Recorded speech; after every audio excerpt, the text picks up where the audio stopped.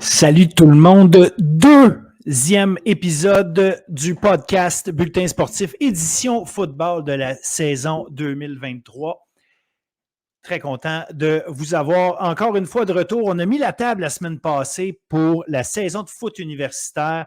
J'ai écrit des articles en plus sur chacune des 5 équipes du RSEQ. Alors, gênez-vous pas, allez lire ça ou allez revoir le podcast si vous voulez vous préparer pour la saison. Il y a déjà un match, en fait 2 matchs, un match de jouer pour 4 des 5 équipes au niveau universitaire. Donc, on va faire le tour de tout ça avec Jason, Brian, Jean-Baptiste, notre collaborateur de toujours, et un nouveau chroniqueur avec nous, un nouveau collaborateur pour analyser tout ça, Pat Bois, un ancien coach universitaire, collégial, ancien joueur du Rouge et Or, membre de la toute première équipe qui a gagné la Coupe Vanier avec le Rouge et Or. Donc, Pat qui va nous apporter ses commentaires, ainsi que Jason. Donc, on fait le tour de chacun des matchs. Et évidemment, si on a mis la table pour la saison 2023 universitaire la semaine passée, cette semaine, on fait le même travail pour le collégial Division 1 et Division 2 avec William Julien. William qui va être notre collaborateur au niveau du foot collégial toute la saison. On va jaser avec lui, on va analyser les matchs de la semaine, les gros affrontements et évidemment mettre en lumière les meilleures performances à chaque semaine. Donc, sans plus tarder, je vous invite à rester avec nous. On a un show complet avec vous de football universitaire et collégial. Alors, prenez le temps d'apprécier. Écoutez ça, donnez-nous vos commentaires, incitez les gens à vous abonner ou abonnez-vous vous-même si ce n'est pas encore fait à notre page YouTube. Plus on a d'abonnés, plus on a de commentaires et plus on a de likes ou de pouces par en bas si vous n'aimez pas ça. Mieux c'est pour nous. Donc, faites-nous parvenir vos commentaires. Nous autres, c'est ultra important. Pas seulement, évidemment, pour se faire dire qu'on est beau et fin, mais pour s'améliorer aussi. On veut être là longtemps avec vous autres. Alors, il ne me reste qu'à vous souhaiter bon show, bon football et la saison est partie. Merci tout le monde.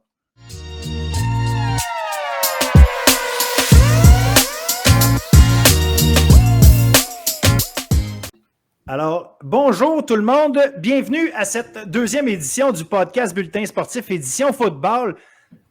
Là, pour la section foot universitaire, on n'est plus dans l'époque où on met la table pour la saison. La table a été mise. Une première fin de semaine s'est déroulée. On a eu 2 matchs, 2 gros matchs. 2 gros matchs. 2 matchs. Avant de les appeler gros matchs, il aurait fallu avoir des matchs, disons, plus serrés que ça. Ça n'a pas été le cas. Les 2 gros géants qui se sont imposés dès le départ. Mais avant qu'on embarque dans le vif du sujet, je vous présente évidemment les 2 personnes avec qui on va analyser le tout. Jason, Brian, Jean-Baptiste, collaborateur depuis un certain temps que vous connaissez très bien. Salut Jason. Salut Phil. Et Pat Bois, pour ceux qui ne connaissent pas Pat, Pat fait partie de la toute première édition du Rouge et Or qui a ramené une Coupe Vanier au Québec. Ça, c'est la première chose qui donne une idée de son âge. En tout respect, il a le même âge que moi, fait que c'est bien correct. Et Pat a été entraîneur au niveau collégial, au niveau universitaire, une connaissance du football très avancée, connaissance du foot universitaire très pointue, pas de doute. Il sait comment analyser une game de foot, il n'y a pas de doute. Et s'il a la même intensité dans ses analyses que quand il était sur le terrain, on devrait avoir du fun à écouter ce qu'il a à nous dire sur les games. Salut Pat, merci d'être là. Bonjour Phil, merci. On va commencer tout de suite en allant voir ce que le Rouge et Or a fait contre le Vert et Or à Sherbrooke vendredi pour commencer l'année. Évidemment, on savait que la grosse attaque du Rouge et Or allait être encore une grosse attaque. Il y avait peut-être des questions par rapport à la défensive, sachant qu'il y avait une couple de gars qui n'étaient plus là, comment ils allaient être remplacés. Est-ce que Sherbrooke allait réussir à avoir une attaque qui allait avoir un peu plus d'allure, étant donné qu'il commençait la saison tout de suite avec Anthony Robichaud? Et aussi, allait-il avoir une défensive aussi intense que celle de l'an passé? Bon, c'est un premier match. Il fallait mettre les choses, fallait placer les choses. Je pense que le Rouge et Or était plus rapide que le Vert et Or à placer ces choses. Qu'est-ce que tu en as pensé, Jason?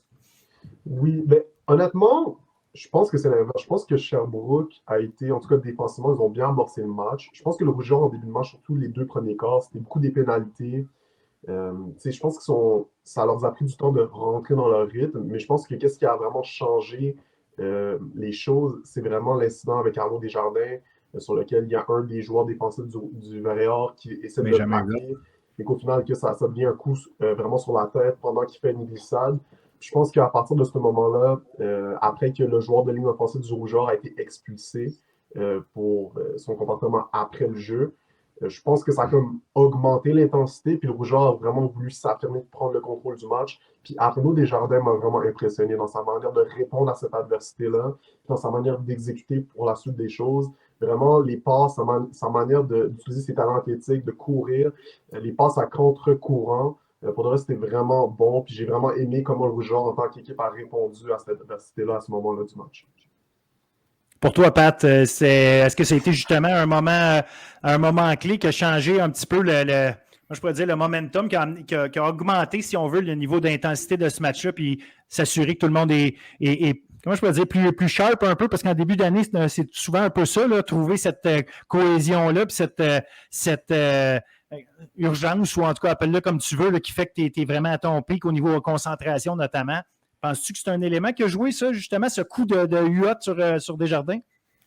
Je suis d'accord avec vous à ce niveau-là. C'est sûr que ça a eu un impact. C'est sûr aussi que le fait que le gars de Sherbrooke n'a pas été expulsé en même temps que celui de Laval, ça a probablement comme créé un effet rassembleur là, pour les joueurs du Rouge et Or.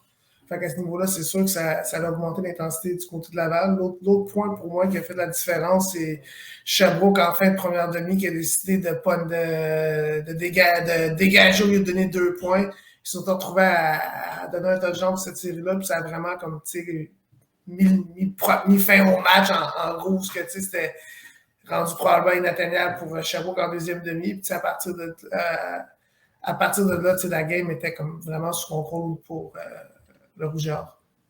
Ben, je pense que c'est un bon point. C'est ça, comme tu dis, au lieu de retourner avec un 15-0, tu dis, c'est 2 possessions pareilles, tu retournes avec un 20-0. Puis là, ben, il restait 45 secondes, ou grosso modo, là, à demi, quand ils ont marqué ce toucher-là, au lieu de donner un toucher de sûreté. Veux pas, comme tu dis, ça affecte quand tu rentres au vestiaire. Mais l'autre chose aussi, c'est que, oui, la défensive du Vert-et-Or, somme toute, faisait un travail très honnête. Il faut le dire. La ligne défensive, même si Jérémy Véraud n'est plus là, Émeric Hamelin a été vraiment solide dans ce match-là, mais l'attaque était inefficace. Écoute, 4-13. Il était 4-13 pour 42 verges, quelque chose comme ça. Anthony Robichaud en première demi. À un moment donné, il faut que tu fasses avancer le ballon. Ta défensive ne peut pas être sur le terrain constamment à essayer de retenir une attaque aussi solide, diversifiée que celle du Rouge et Or. Puis dès le début du match, tu hypothèques quasiment ta défensive. Tu peux pas faire ça. Il faut que ton attaque arrive à être sur le terrain puis rester sur le terrain moindrement.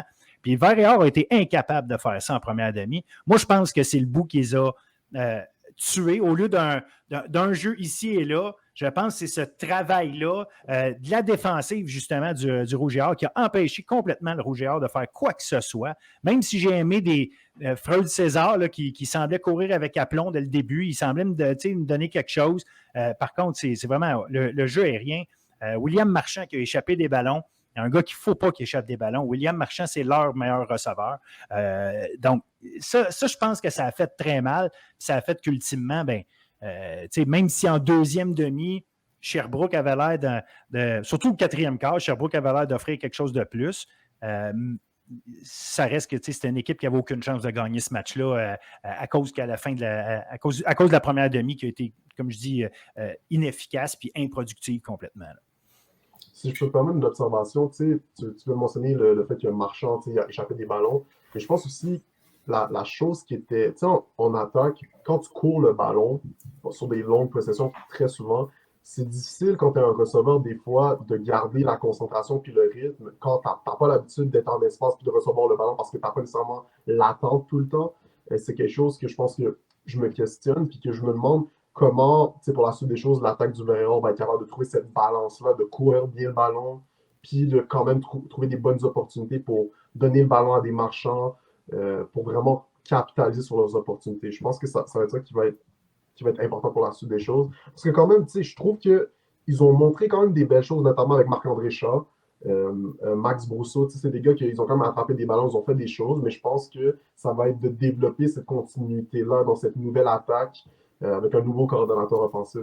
Mais c'est sûr que, comme tu l'as dit, si on n'est pas capable de garder le ballon sur des longues possessions, puis de vraiment enchaîner les jeux, puis qu'après ça, on laisse notre défensive rester longtemps sur le terrain, c'est sûr que ça va être très difficile de stopper une attaque comme le Rougeur qui était vraiment en feu. Vraiment, Mittal a encore une fois montré que c'est probablement, mais c'est le meilleur joueur de cette ligue.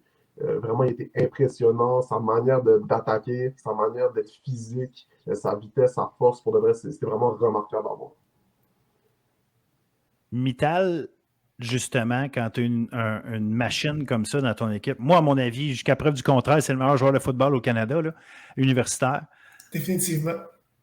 Mittal, ce qui est fou avec lui, c'est que non seulement physiquement, il arrive à dominer tout le monde, mais mentalement, il a l'air de bouffer ses adversaires. Et pourtant, ce gars-là, on aurait pu penser qu'il allait être hautement dérangé là, par le fait, parce qu'on entend dire qu'il va plaider coupable le 7 septembre à des accusations qui restent à être entendues, là, même si on entend toutes les histoires, on va attendre le 7 septembre avant de faire des analyses de ça. Là. Mais la réalité, c'est que Mittal, mentalement, il est à un autre niveau. N'est-ce pas, Pat? Comment tu vois ça? Regarder un gars comme ça être si dominant, puis en même temps, il te le remet dans la face toute la game. Tu le vois qu'il parle à tout le monde. Oui, c'est un gars qui est en confiance, il sait ce qu'il peut faire, il sait ce que les autres sont pas en mesure de faire contre lui, puis quand il reconnaît qu'il est en situation d'un contre un, puis que le carrière le reconnaît aussi, mais il n'y a pas beaucoup de demi-défensifs. Je pense pas qu'il y ait un demi-défensif dans la conférence présentement qui peut le couvrir après du contraire. Le seul gars qui peut le couvrir, il n'est plus là. Et j'imagine que tu me parles de Ben Labrosse. Exactement, oui. Non, c'est un fait. Effectivement, je suis tellement à la même place. Puis ça. Moi, c'est ce qui me fascine, comme je dis. Là. Je regarde Mittal aller, puis il y a tout le temps le sourire, puis, mais il y a un sourire de donnez-moi le ballon, puis peu importe ce que vous dites aussi à côté pour me répondre de vos niaiseries, je m'en fous, ça ne m'intéresse pas. Mais c'est, comme je dis, cette domination-là mentale, puis je comprends qu'elle est accompagnée d'une domination réelle sur le terrain, là, mais tu sais, quand tu sens que les autres joueurs, ils peuvent rien faire, parce que même si je te réponds quelque chose, je le sais que tu vas me battre sur le terrain. En tout cas, ça doit être difficile de te mettre dans un état d'esprit où tu dis, je suis au même niveau que toi. Je suis au même niveau que toi, parce que tu n'as pas le choix de te mettre dans cet état d'esprit-là. Tu n'as pas le droit de penser, il va me battre parce que tu es fait. Tu n'as pas d'affaire sur le terrain si c'est ça. Mais ça reste que mentalement, ça doit être extrêmement difficile. Pat, d'ailleurs, tu étais demi-défensif. Tu as ramassé contre un gars qui fait ça. Comment tu fais? Comment tu peux travailler? Je pense que il faut que le coach en défensive mette ses joueurs dans une position pour réussir aussi. Quand on trouve ce gars-là en situation red zone, qu'il y a un contre un du côté large, puis le joueur n'a pas de support en haut, mais faut que tu aies des ajusteurs pour contrer ça.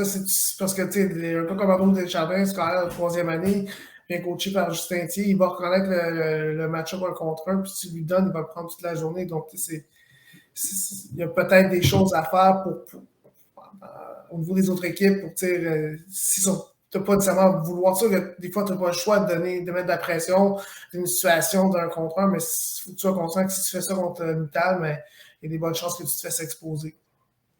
Puis comment il fait? Parce que je ne peux pas croire que les équipes ne l'ont pas vu venir ou ne l'ont pas imaginé que. Tu sais, qu'est-ce qui fait que Justin Etier trouve le pattern ou ne serait-ce que juste comment il se positionne dès le départ sur le terrain avant que le snap soit fait, qui fait que tu peux quand même te faire avoir puis que tu te retrouves Mittal arrive à se placer en situation d'un contre un.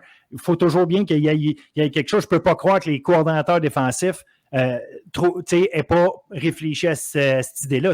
C'est clair que ce n'est pas à cause qu'ils n'ont pas réfléchi. Il y a assurément une façon dont le déploiement du jeu se fait qui fait qu'il arrive à le placer à un contre un. Est-ce que c'est les qualités athlétiques de Mittal qui font ça? Est-ce que c'est les jeux dessinés par Etier? Qu'est-ce qui fait que, justement, il arrive à faire ça, à se placer à un contre un dans des situations de même, malgré tout?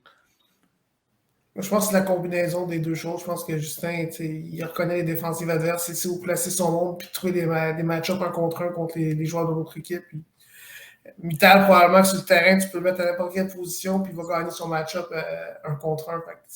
À ce niveau-là, si l'entraîneur prépare le système de jeu pour le faire, puis le carrière voit la défensive peut exécuter, c'est sûr qu'il n'y a pas grand chance là, pour le demi-défensif adverse, là, à moins d'avoir du support. Sauf que peut-être au niveau de Sherbrooke, dans la situation d'un contre un qu'on parle sur le deuxième toucher mi-temps, mais peut-être qu'il voulait mettre de la pression ne s'est pas rendue, puis ça fait en sorte que le ballon a été lancé d'une façon parce que le été lancé n'a pas de chance de faire de jeu. Mais si la pression se rend plus rapidement ou il y a un support, tu retrouves un 2 contre 1 au mi-temps, sauf qu'en même temps, Laval a tellement d'athlètes puis de bons joueurs que si tu mets trop d'attention sur le mi-temps, il y a d'autres joueurs qui vont te faire mal. C'est comme un cadeau empoisonné.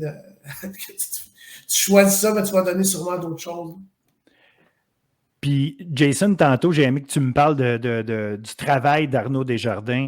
Nous, la semaine passée, ça a fait jaser pas mal parce qu'on a fait un classement. Arnaud nous a posé la question. Il nous a pris flat foot un peu, mais c'est pas grave. Je trouve que ça a amené des débats. C'est intéressant de c'est quoi votre classement des 5 meilleurs corps arrière. On n'a pas nécessairement mis Desjardins ni un ni deux. On a placé Sénécal puis Éloi. À y repenser, il y aurait peut-être plus de réflexion à faire. Ça ne veut pas dire que je reviens sur ma décision. Ça veut juste dire que c'est pas clair comme classement pour moi. Mais Desjardins, son premier match qu'il a joué, tu l'as dit, ce qu'il a fait, comment il a bougé, comment il a été précis, comment il a réussi à faire ses choses, à placer ses ballons. C'est pas juste parce qu'il n'y avait pas de pression. Là. Il a réussi à se créer ces passes-là, puis il les a faites, il les a exécutées. Il a été excellent, Arnaud Desjardins. Exactement. Mais moi, je l'avais mis 3. Pourquoi? Parce que moi, je m'attendais à ce qu'il se prenne un step. Puis, entre lui et Éloi, on va en parler avec McGill, mais la réalité, c'est que Arnaud est dans une très bonne situation où il est bien entouré, il y a un weapon comme Kevin Mittal, c'est une bonne organisation avec une très bonne ligne offensive. Mais moi, ce qui m'a montré, l'an dernier, je me rappelle, il y avait des moments où je trouvais que, contre de la pression, des fois, je trouvais peut-être un peu hésitant, ou des fois, il allait pas nécessairement prendre la meilleure décision, ou peut-être lancer la balle dans des zones dangereuses. Mais là, tu le voyais, il y avait un niveau de confiance, de calme, de contrôle qui était vraiment remarquable. Puis là, il y avait vraiment des moments, c'était pas juste, OK, Arnaud à Mittal. C'était vraiment Arnaud Desjardins que, dans des moments clés, faisait des gros jeux, puis qui était capable de prendre les bonnes décisions dans les bons moments. Fait que, pour moi, on parle pour revenir au classement, on avait dit Sénécal 1 et Loi 2. Honnêtement, Arnaud peut clairement monter. Puis, honnêtement, si tu compares, mettons, Éloi Arnaud, pour moi, en tout cas, par le fait que Arnaud est dans cette situation-là avec le Rougeard, il prend avantage de sa situation, puis il gagne des matchs. Puis pour moi, ça aussi, c'est une valeur. C'est bien beau lancer pour beaucoup de verges, c'est bien beau être le plus gros talent physique, mais quand tu es dans une position où tu peux réussir, est-ce que tu prends avantage de ça? Puis ça, pour moi, c'est clairement important quand tu es en carrière, c'est d'être capable en tant que leader d'amener les gars autour de toi puis maximiser le potentiel autour de toi. Peu importe la situation. Puis là, dans une bonne situation où il fait exactement ça. Fait que pour moi, c'est clair qu'Arnaud Desjardins, moi, je m'attends à une très grosse saison. Puis pour moi, on a fait le classement, mais c'est pas quelque chose de c'est pas quelque chose de statique qui peut clairement topper ou changer dans notre ordre. C'est quelque chose qui est là, puis ça change à toutes les semaines, puis c'est quelque chose qui va changer avec le travail.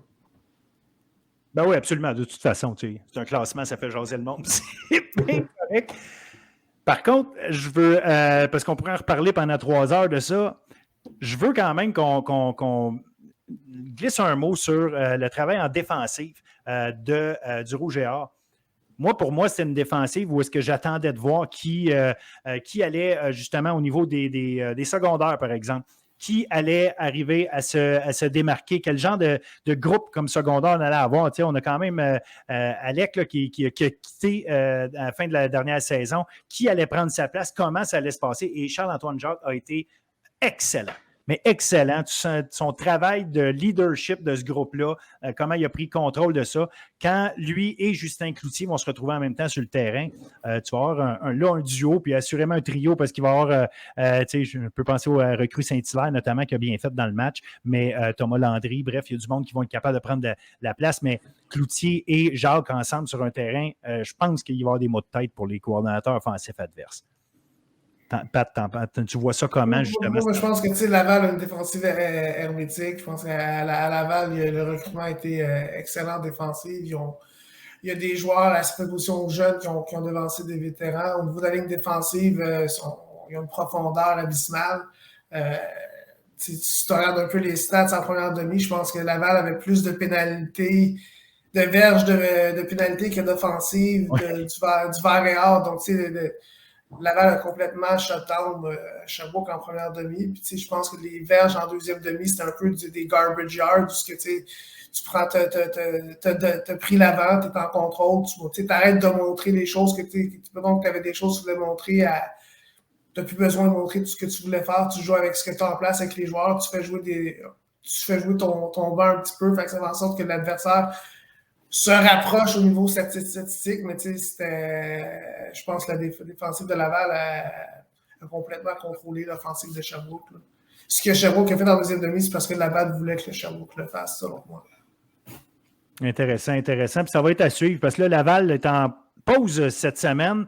Par contre, Sherbrooke va être à McGill. Donc, ça va être un combat intéressant parce qu'on fait partie des équipes qui vont se battre pour les positions 3, 4 et bien évidemment, personne ne va se battre pour la position 5, mais elle va arriver parmi Sherbrooke, McGill et Concordia. Il n'y a pas vraiment de secret là. D'après moi, ça devrait être ça. Allons voir le match, justement, McGill contre Montréal. Si Rougiard a dominé Sherbrooke, Montréal a dominé McGill, mais pas de la même façon, je trouve. Le début de match, McGill a fait exactement ce qu'ils ont fait l'année passée, c'est-à-dire prendre un fusil puis tirer dans leurs pieds à la fin de du deuxième quart, ce qui fait que 2 ballons échappés, un des lois de la tendresse Régimbal qui aurait dû mener minimalement à 3 points si ce n'est pas 7, si ça avait été un touché, on ramenait le match à 11-11. Et là, ce n'est pas ça qui arrive. Fumble, Sénécal part avec sa gang, retraverse le terrain, s'en va marquer un touché, met ça 18-4, c'était 11-4, met ça 18-4. Après ça, McGill reprend le ballon. Bon, pris pour dégager, mais au lieu de dégager, cafouille, qu'est-ce qui arrive? C'est encore une fois un ballon qui est considéré comme échappé. C'est Charles-Éliott Boulian, qui récupère ça. Il reste 30 verges à faire. Sénécal réussit un autre passe de toucher. Fait qu'on se ramasse au vestiaire. Un déficit de 25-4, mais 2 minutes avant ou à peu près, on était à 11-4, on était dans le match, puis on était à quelques verges, je pense que c'était à 25 verges de pouvoir peut-être égaler le match. À partir de là, c'est fini pour McGill. Fait que je ne suis pas en train de dire que McGill joue un match aussi bon que celui des Carabins, mais quand tu restes proche au pointage, tu te donnes une chance au moins mentalement de rester là.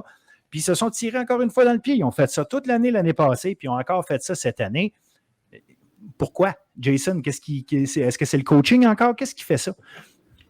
Non, je pense que c'est un mix de tout.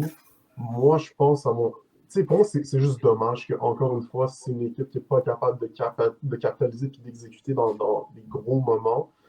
Puis, honnêtement, moi, je me pose la question, mais déjà défensivement, on en avait parlé durant le dernier podcast, c'était les questions qu'on avait par rapport au départ de Ben Labrosse, puis qui allait step up. Là, clairement, l'attaque des Carabins a fait exactement ce qu'il voulait. Jonathan Sénécal a eu une performance exceptionnelle. Il a complètement dominé le match. Tous les receveurs des Carabins ont vraiment fait un excellent travail. Au niveau du jeu à la course, Montréal n'a pas nécessairement eu une grosse performance à la course, mais ils ont fait exactement ce qu'ils voulaient. Ils ont fait un excellent travail, puis ils ont contrôlé le match. Puis globalement, je pense que du côté de McGill, la question, ça va être déjà offensivement, est-ce qu'on peut trouver des manières de supporter Éloi?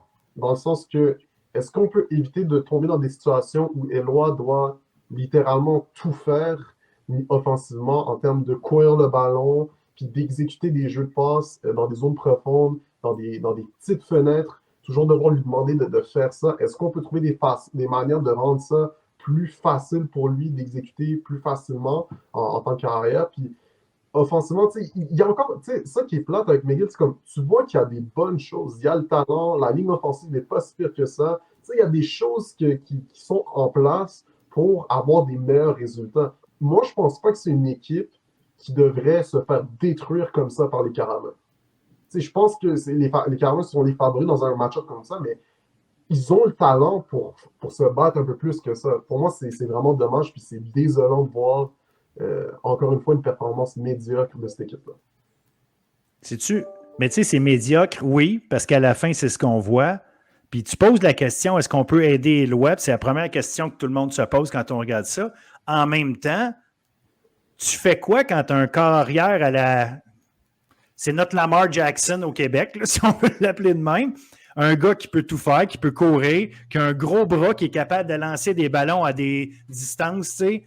Mais c'est pas nécessairement un découpeur de défensive. Il faisait pas ça là, quand il jouait collégial en passant Éloi, puis il a été joueur par excellence. Là. Fait que, est-ce que McGill prend Éloi pour ce qu'il était dans le collégial, puis dit voici ce qu'il est, voici l'attaque que j'essaie d'avoir avec lui, donc tout tourne autour de lui, ou c'est vraiment parce qu'il n'y a pas assez de monde pour l'aider?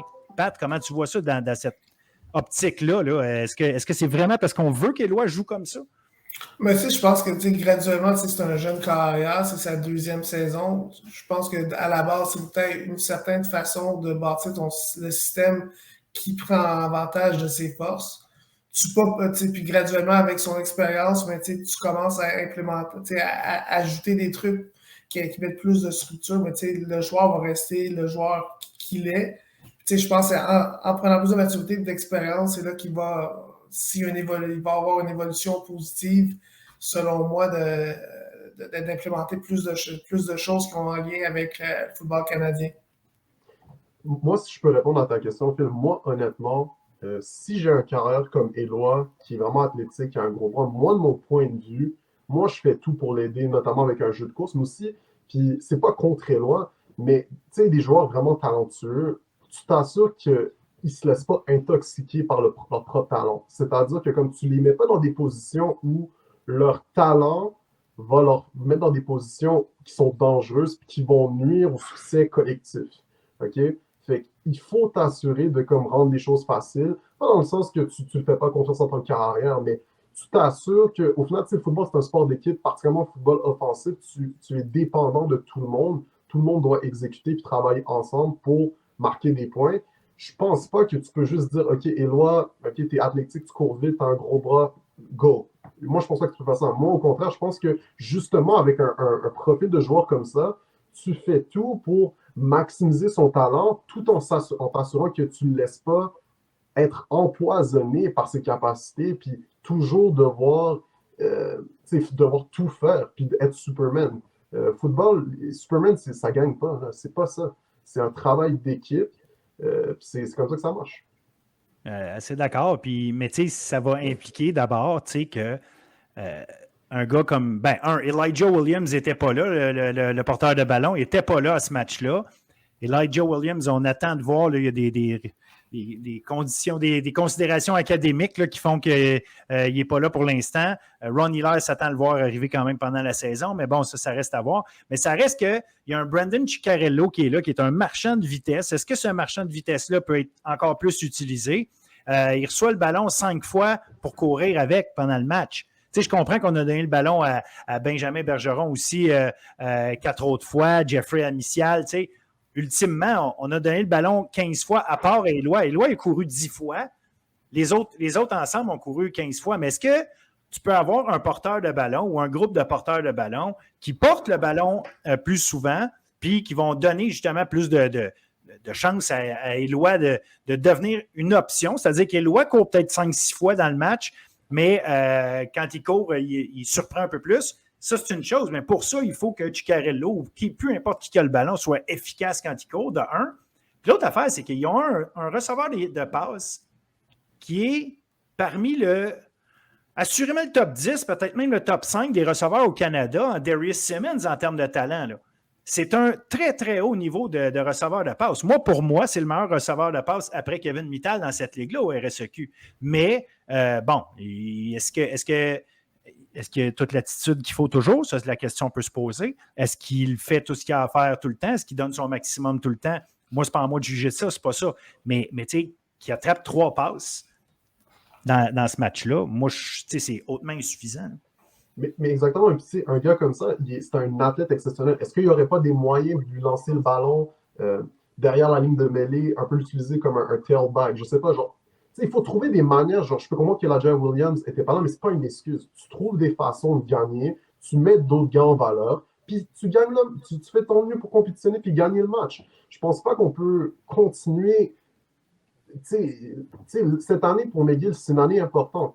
Je suis désolé, ça fait, c'est quoi, la 2e année de suite que vraiment c'est des résultats médiocres à chaque fois en termes de résultats, victoires, défaites. Cette année, on devrait voir mieux. Je pense que les gens qui suivent le football universitaire, les fans, les partisans qui vont au match, méritent mieux que de voir McGill se faire détruire par les Carabins comme ça. Je suis désolé, ils ont un talent exceptionnel à la position de carrière. Ils ont une ligne offensive solide. Ils ont des bons joueurs partout. On est capable de faire mieux que de se faire complètement détruire comme ça. Genre, je suis désolé, pour moi, c'est frustrant. Puis on peut plus leur donner des excuses comme ça.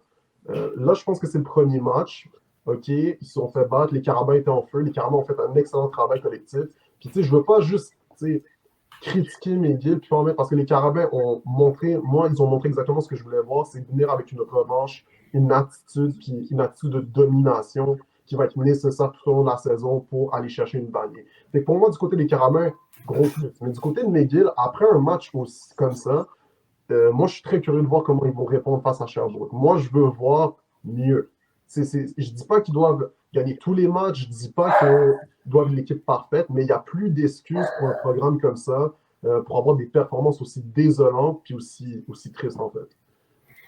Qu'est-ce que tu en penses, Pat, justement, de ça, de comment tu vois McGill par rapport à ça? Est-ce que c'est une performance désolante ou juste tu t'es fait battre par plus fort que toi, puis bon, ça s'arrête à 3-4 jeux qui ont miné un peu ta game? Qu'est-ce qui s'est passé? Je pense qu'il y a deux aspects. Je pense qu'au départ, comme tu parles de certains gens au début de match qui ont été du bord de Montréal, qui ont un peu changé l'allure du match. C'est sûr, pour une équipe qui a une historique comme ça, c'est comme les gars reviennent dans un mindset que c'est here it goes again, ça recommence, ça recommence. Fait que, je pense que mentalement, il faut qu'ils surmontent cette étape-là. Mais de deux, je pense que défensivement, il faut qu'ils trouvent des solutions aussi. C'est pas juste au niveau de l'attaque.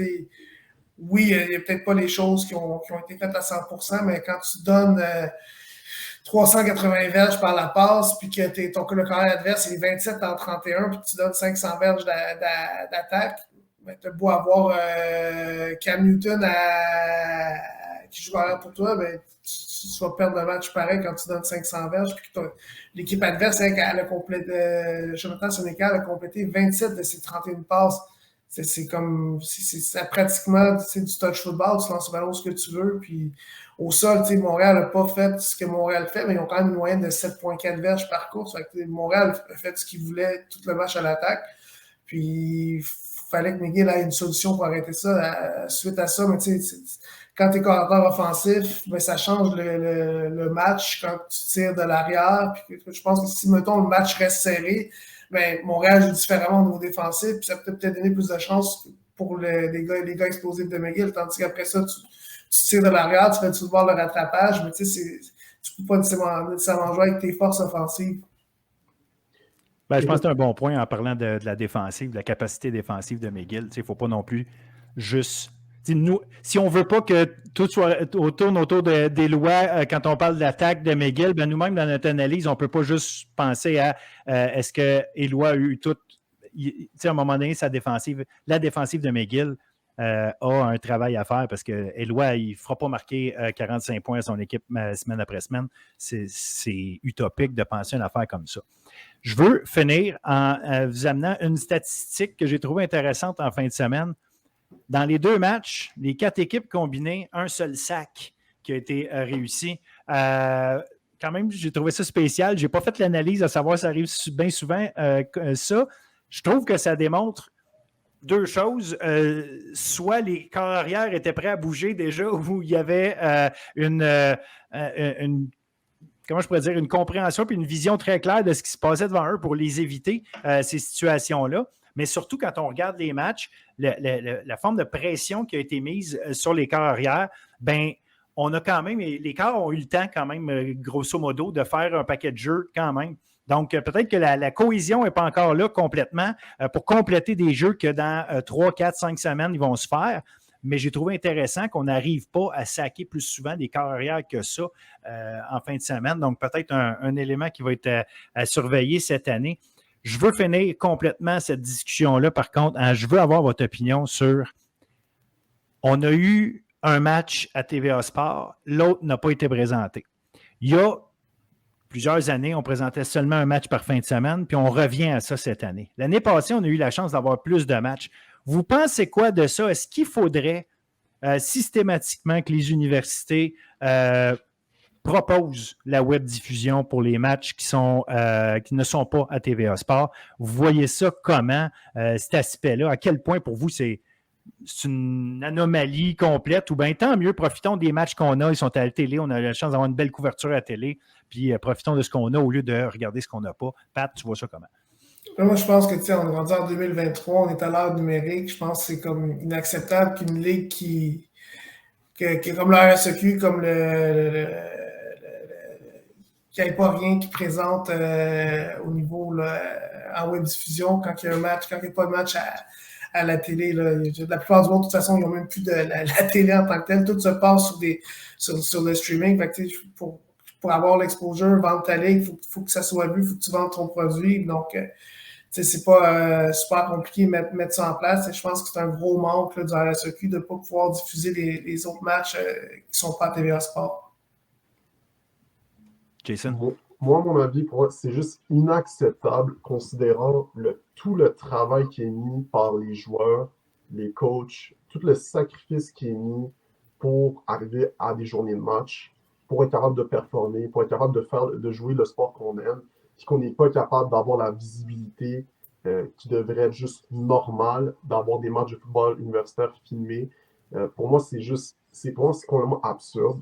Je ne suis pas informé en ce qui concerne est-ce qu'on a les ressources. Moi, dans ma tête, oui, mais je ne sais pas. Est-ce qu'on a les ressources au niveau des universités ou du côté du RSEQ, ou au niveau avec les distributeurs télé, TVA Sport, etc. Genre, je ne connais pas, je ne suis pas familier avec comment tout ce système fonctionne par rapport à la diffusion des matchs. Mais moi, de mon point de vue, sachant tout le travail qui est mis par les entraîneurs, les joueurs, les familles des entraîneurs des joueurs, puis c'est pas filmé, pour moi, c'est complètement absurde. Pour moi, ça ne devrait pas ça ne devrait pas avoir lieu. Pour moi, c'est clair, net et définitif que ça doit changer pour la suite des choses. On veut que le sport grandisse, mais on dirait que comme tout n'est pas fait pour que le sport puisse grandir et évoluer, c'est pas normal que je peux pas revoir le match, que je peux pas trouver des clips de super qualité. Puis je sais qu'il y a beaucoup de gens en indépendant qui vont au game, qui filment, qui font aussi du beau travail. Ça, c'est super cool. Puis il y a aussi les pages réseaux sociaux des différentes équipes qui font un travail. Mais que les matchs ne soient pas diffusés puis que les rediffusions ne soient pas facilement accessibles, quitte à ce qu'il y ait un prix ou quitte à ce qu'il y ait une plateforme où on peut s'abonner puis qu'on puisse avoir tous les matchs, moi, ça ne me dérange pas, mais les rediffusions puis le contenu doit être accessible à tous en direct et après.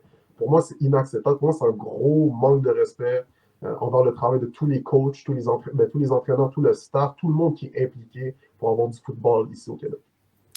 En fait, je pense qu'on est assez unanime, disons ça comme ça, par rapport au fait qu'on a besoin de ça. Puis moi, je pense que c'est une question de visibilité et surtout de vision à plus long terme.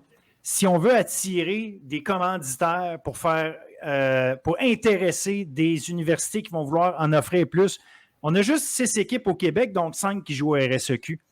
Il n'y a pas d'équipe à l'UQTR. Est-ce qu'il pourrait y avoir une équipe à l'UQAC Chicoutimi éventuellement? Comment faire pour intéresser des équipes? Là, évidemment, là, on parle de foot, mais on pourrait parler de hockey, on pourrait parler de basket, on pourrait parler d'autres choses. Si tu veux amener des universités à investir là-dedans, il faut qu'elles puissent, à un moment donné, y voir un retour sur l'investissement. Puis le retour sur l'investissement, il se mesure de plein de façons avec le sport étudiant, ne serait-ce que par la notoriété de ton université, puis ça amène un paquet de choses, ça amène un sentiment d'appartenance. Il y a plein d'études qui ont été faites là-dessus, notamment dans la NCAA surtout, mais tu veux attirer des commanditaires, il faut d'abord penser visibilité. S'il n'y a pas de visibilité, tu n'attireras pas de commanditaires, tu n'attires pas de commanditaires. Bien évidemment, ça fait moins d'argent dans le système, appelons-le comme ça, où, bref, toute la notoriété que tu pourrais amener à ton sport, puis aux universités, puis aux équipes qui y jouent, et évidemment, ultimement, assurément, aux athlètes étudiants. Fait que je pense que c'est quelque chose qui va être à revoir, puis à considérer comme il faut. Oui, par le RSEQ, mais le RSEQ, rappelons-nous que ce sont les universités d'abord et avant tout. Fait qu'est-ce que les universités veulent faire les choses? Est-ce qu'elles pensent à faire les choses? Pourquoi elles ne le font pas? Chacune a sa raison, ou ses raisons, puis je vais les laisser s'expliquer, mais disons qu'en attendant, on aura donné notre opinion sur la question. Sur ce, Je vous remercie infiniment pour ce premier segment qu'on fait ensemble avec Pat, notamment. La semaine prochaine, on se reparle évidemment après les matchs. Donc, on vous le disait, on a Sherbrooke à McGill et Montréal à Concordia. Concordia qui va commencer sa saison. J'ai très hâte de voir ce qu'ils vont être capables d'offrir avec leur nouveau coaching staff en défensive. Notamment, ça va être à voir, c'est un rendez-vous. Il faut qu'on se reparle la semaine prochaine. Merci les gars. Merci, bonne fin de journée. Merci à toi. Merci, au revoir.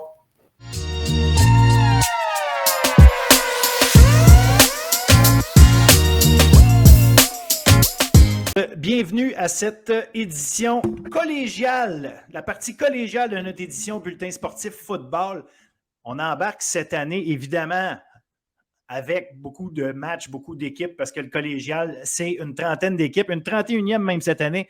On va y revenir. Ouais. Et pour mettre la table, j'ai avec nous William Julien, un fanatique de football, un grand fan et qui suit le football collégial depuis longtemps. Pour ceux qui se rappellent, l'année passée, il avait mis la table avec nous. Donc, salut William, très content de t'avoir.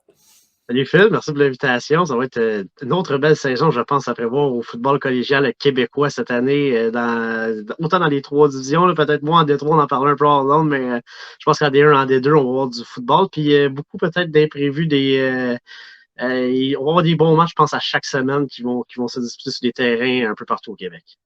Ça, il n'y a pas de doute qu'on va avoir des bons matchs chaque semaine parce qu'il va y avoir de la parité. Et une des raisons de cette parité-là qui va arriver, qu'on avait beaucoup en D2, qu'on a vu au fil des années avec différents gagnants, à peu près à chaque année, c'est un différent gagnant en D1. Par contre, là, ce qui est arrivé, c'est que dans la saison morte, on a eu des réorganisations des divisions. La division 1 qui a perdu 2 équipes. Ouais, on est rendu à 8, Lionel Groux et Lévis qui sont rendus en division 2. pas de promotion. Pas de promotion en D1, exactement. Ça, c'est un bon point. Fait qu'on se retrouve avec seulement 8 équipes en division 1. Puis on va faire le tour de la division 1 tout de suite. Après ça, on va parler de la division 2. Le monde n'a pas le goût de nous écouter blablater pour blablater. Ils veulent savoir ce qui va se passer avec leur équipe. Et comme je le disais, on a 8 équipes, ce qui fait un calendrier spécial cette année où est-ce que chaque équipe, évidemment, affronte les 7 autres. Puis question de compléter avec un 8e match, on réaffronte. Il y a une équipe qu'on affronte 2 fois cette année. C'est l'équipe qu'on va affronter la semaine 1, qu'on va affronter la dernière semaine, comme Saint-Jean là, qui joue à Garneau. Je pense va jouer à Garneau à la fin de la saison. Ça, pour cet exemple-là que tu connais, non, mais je pense que c'est la même chose pour tout le monde. C'est ça. Puis ce qui est intéressant, c'est que la façon dont le calendrier a été fait, c'est que la semaine 1, tu joues contre l'équipe qui était qui était proche de toi au classement. Donc, 1 contre 2 l'année passée, c'était Limoilou et Vieux-Montréal. Fait que Limoilou et Vieux-Montréal vont commencer la saison en s'affrontant, puis ils vont finir la saison avec un autre affrontement entre les deux. Fait que, en même temps, ce que ça fait, c'est que les équipes qui ont eu des hauts classements la saison précédente, évidemment, ont un calendrier un petit peu plus tough, ce qui va ramener aussi, qui peut ramener les choses... comment je pourrais dire, avec un classement qui pourrait se restabiliser, pas une équipe qui part et qui gagne tous ses matchs, en jouant un 2e match contre une équipe qui est théoriquement d'une force semblable, ça devient difficile aussi de gagner les 2 matchs dans la même saison. Donc, ça va être très intéressant. Et d'ailleurs, parlant de choses intéressantes... Pour être intéressant, Phil, c'est qu'il y a des équipes qui pourraient peut-être s'affronter 3 fois. On ne sait jamais, peut-être que ces 2 équipes-là vont se revoir aussi en éliminatoire, donc ça pourrait créer peut-être des rivalités qu'on n'avait pas habituellement, même si on s'affronte tout le temps chaque année en D1. Mais là, si tu joues 3 matchs dans la même année contre une même équipe, ça pourrait devenir intéressant. Il peut commencer à se faire des petites batailles à l'intérieur de la grosse bataille, absolument, là, quand on joue 3 fois un contre l'autre dans une saison. À tout seigneur, tout honneur, on va commencer à regarder tout ça parce que j'ai nommé Limoilou et Vieux-Montréal, mais Limoilou sont champions en titre. Une saison extraordinaire l'année passée. À peu près tout écrasé sur leur passage.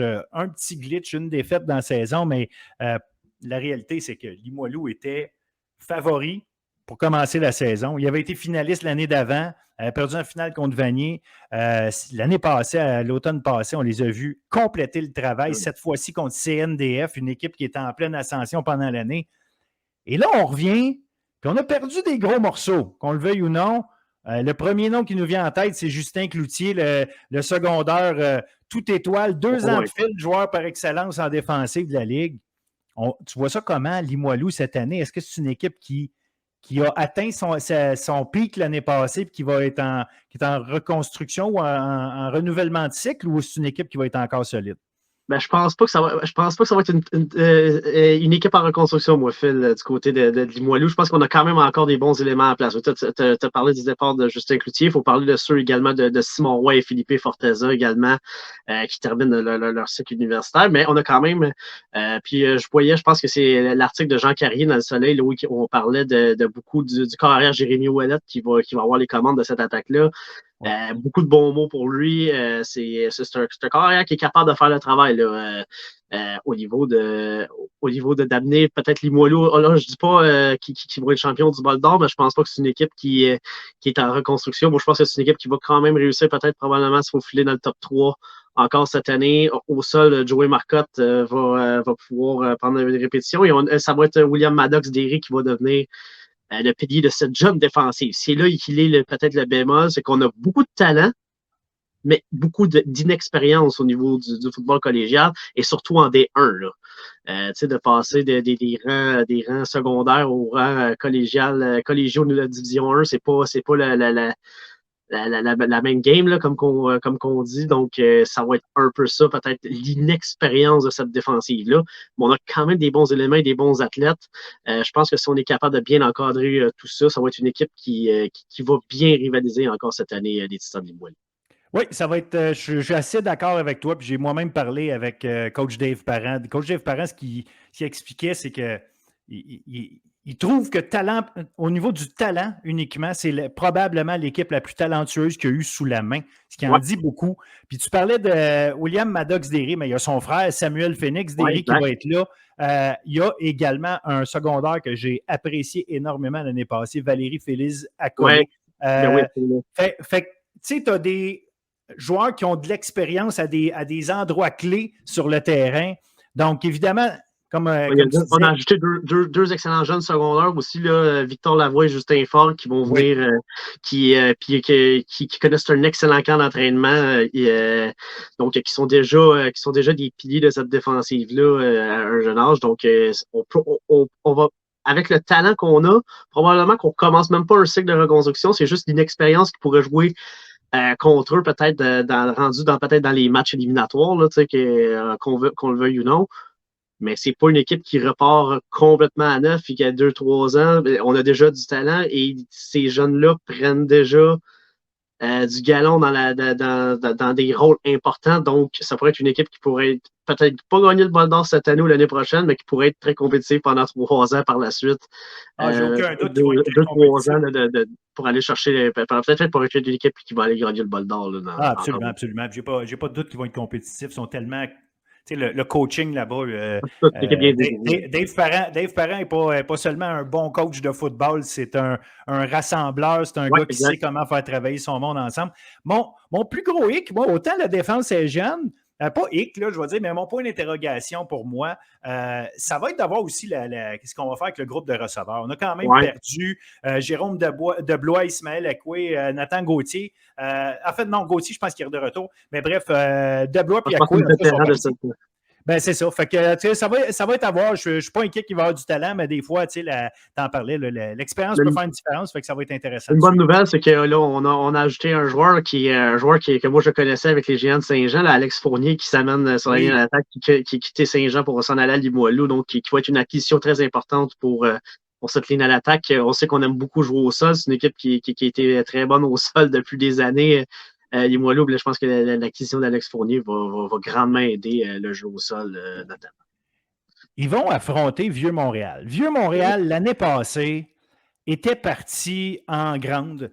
Vieux-Montréal me semblait être vraiment une équipe, en fait, pas me semblait, c'était une équipe à maturité, prête à aller chercher un premier bol d'or depuis un certain temps. C'est une grande organisation. L'année de Mathieu Betts, le dernier, avec Chérif Nicolas qui est entraîneur. Exactement. Je pense en 2014-2015. C'est ça. Puis là, cette année, carré Jérémy Faye fait partie. Un receveur comme Abdallah Traoré est parti. Fait que, tu sais, il y a des Xavier Dupont, porteur de ballon. Il y a du talent qui est parti, mais ça, c'est normal, c'est une chose. Ce qui m'a intrigué l'année passée, c'est qu'on a eu énormément de blessures tout le long de l'année, puis ça a hypothéqué cette équipe-là qui dans le fond, n'a pas pu donner son plein rendement à cause des blessures. Là, on revient, mais on a du nouveau monde. Puis, dont Philippe Orcel, qui va être le corps arrière. On me dit qu'il fait très bien au camp d'entraînement. C'est ce que j'ai entendu aussi.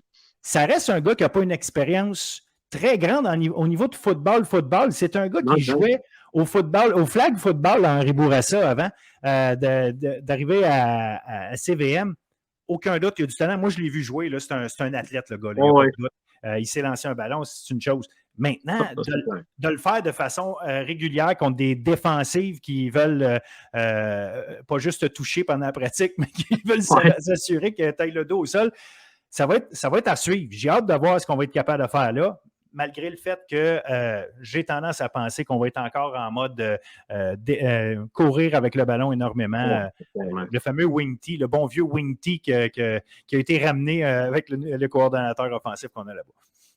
Oui, non, exact. Je pense que ça va être le pain et le beurre, beaucoup du Vieux-Montréal jouer au sol. Je pense qu'on va vouloir, nous autres, on a une fameuse expression, je suis un coordonnateur offensif moi-même, le mieux courir pour pouvoir bien passer le ballon. Là.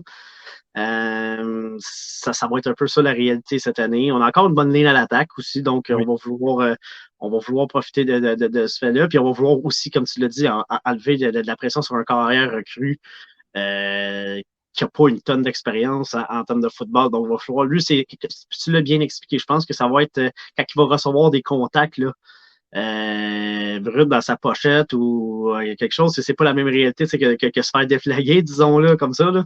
Donc, ça va être de voir comment lui va se relever de ça et tout. Mais j'ai hâte de voir. Si on peut rester en santé, ça reste quand même une équipe qui va être encore dans les hauts du classement de la Division 1, je pense. Malgré, comme tu l'as, même si on a un manque d'inexpérience au niveau du carrière, mais comme tu l'as dit, c'est tout un athlète. Là. Donc, je pense ça reste quand même une monnaie, mais il va falloir rester en santé, puis il va falloir être très bon. Là, on n'aura pas droit beaucoup à l'erreur, par contre, du côté du Vieux-Montréal, surtout offensivement. Bien, tu as raison, parce que je pense que, si oui, il y a des changements, parce que cycle collégial oblige, en défensive, on a quand même perdu des solides piliers. Là. Je pense tout de suite à Mendel Joseph, qui a été un joueur de toute étoile. Son acolyte à côté de lui, parce que Mendel jouait à halfback, puis tu as Coslens Clervaux avec son demi de coin. Les deux ensemble sont partis à Concordia cette année. Donc déjà, il y a eux autres, il y a Nelson Tawa. Probablement un ou sinon pas le meilleur duo de demi-défensif là, de la Ligue. Assurément. Puis, tu sais, Nelson Tawa parmi les secondaires et Djibril Rahman. Rahman sur la ligne défensive qui était une bête l'année passée. Fait que c'est des gros morceaux à couvrir. Puis on a Zachary Lévesque qui est un excellent secondaire, mais lui aussi marqué par les blessures à ses 2 premières saisons. Il est partant depuis le début de sa carrière. Ça va être sa 3e et dernière année collégiale. Maintenant, est-ce qu'il va pouvoir être en santé? Si c'est le cas, c'est un gars qui a une bonne vision de jeu, extrêmement agressif, il est rapide, capable d'offrir du bon football, assurément. C'est un leader de cette équipe-là, mais ça le prend sur le terrain. Oui, exact. Et puis, s'il évite les blessures, on s'attend que c'est un joueur qui va changer la donne, qui va être le général de cette défensive-là, là, carrément. Donc, comme on dit depuis le début, là, c'est vraiment d'éviter les blessures du côté du Vieux-Montréal. Tu as bien fait de le mentionner, parce que l'an passé, on voyait vraiment le Vieux-Montréal contre Limoilou en finale, puis c'était presque rendu, on disait, on va tirer à pile ou face, savoir qui va gagner ce match-là, parce que le Vieux-Montréal était bien parti, mais les blessures ont vraiment ralenti, puis on a testé la profondeur du Vieux-Montréal l'an passé, puis on a vu peut-être que c'était peut-être pas, on n'avait peut-être pas aussi bon qu'est-ce qu'on le croyait, et je pense que c'est ce qu'on a fait dans le recrutement cette année, c'est d'essayer d'aller chercher le plus de profondeur de qualité possible à toutes les positions, parce qu'on a vu qu'il y avait des positions où on était capable de combler des pertes, mais beaucoup où on n'était pas capable, que si un pilier se blessait, mais il n'y avait pas personne pour remplacer. Donc, je pense qu'on a voulu... on était allé chercher beaucoup de profondeur, mais à des positions précises. Puis je pense que on a quand même un très bon argument du côté du CVM. Là, ça va devoir maintenant, c'est d'amener de l'expérience sur le terrain, puis de rester en santé, évidemment, pour jouer, parce que c'est une équipe qui, je pense quand même, comme on l'a dit, peut rester, tu sais, avec la ligne à l'attaque, avec le jeu au sol qui va faire quand même le travail, je pense qu'il peut encore tirer son épingle du jeu en D1. Absolument d'accord.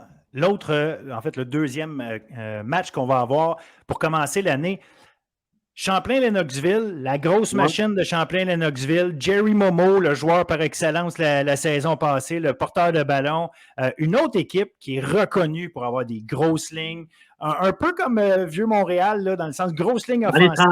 Dans les tranchées, autant offensif que défensif, c'est dans les tranchées, on est habituellement très, très physique. Exact. Ça va être intéressant de voir si Champlain-Lennoxville est capable de poursuivre sur ce qu'ils ont fait l'année passée. Ça restait une grosse équipe. La seule équipe qui a battu Limoilou, soit dit en passant. Et j'ai hâte d'avoir. Puis Champlain-Lennoxville, c'est une équipe bien coachée, toujours prête à jouer du gros football d'automne quand vient le temps des éliminatoires. C'est une équipe que tu ne veux jamais, jamais affronter. Ça va être intéressant contre CNDF, finaliste l'an passé, que plusieurs observateurs ont le goût de mettre favori pour commencer cette saison-ci. Oui, et pas pour dire avec raison, mais je pense qu'on peut comprendre pourquoi, parce que c'est une équipe, contrairement à Limoilou, qui, eux, continue avec des joueurs beaucoup plus c'est peut-être l'équipe, je pense, tu me corrigeras si je me trompe, mais je suis peut-être la plus expérimentée là, au niveau des équipes qui ont fait les éliminatoires l'an passé là, en D1. Donc, tu as vécu une finale, donc tu arrives quand même avec une confiance, même si tu n'as pas perdu, mais tu es allé jusqu'au bout du côté de CNDF. Donc, des éléments, on connaît, on est bien implanté. Donc, c'est pas une mauvaise chose peut-être de les mettre favoris, mais il va y avoir beaucoup de compétition. Mais débuter la saison, puis jouer 2 fois Lennoxville dans la même saison, même si tu vas Lennox la première semaine, ça se peut qu'à la dernière semaine, ça soit une équipe différente parce que Lennox nous habitue souvent à être une des équipes, si c'est pas celle qui s'ajuste le mieux au courant d'une saison. Là, il y a 2 ans, je pense qu'ils avaient débuté la saison 0-3 ou 0-4, avaient finalement fait les séries par la porte, puis je pense qu'ils s'étaient rendus jusqu'au bout, presque jusqu'au bout, c'est ça, pour gagner. On avait vu les ajustements que ça avait été fait. Donc, c'est une équipe que plus la saison avance, plus elle est meilleure habituellement. Donc, ça va être tout un duel pour débuter la saison. C'est 2 équipes qui pourraient peut-être potentiellement se retrouver jusqu'au bout. Là. Tu sais, quand je parlais d'équipes qui pourraient s'affronter 3 fois, là, cet exemple-là, c'était cet exemple-là que j'avais en tête, Lennox puis CNDF.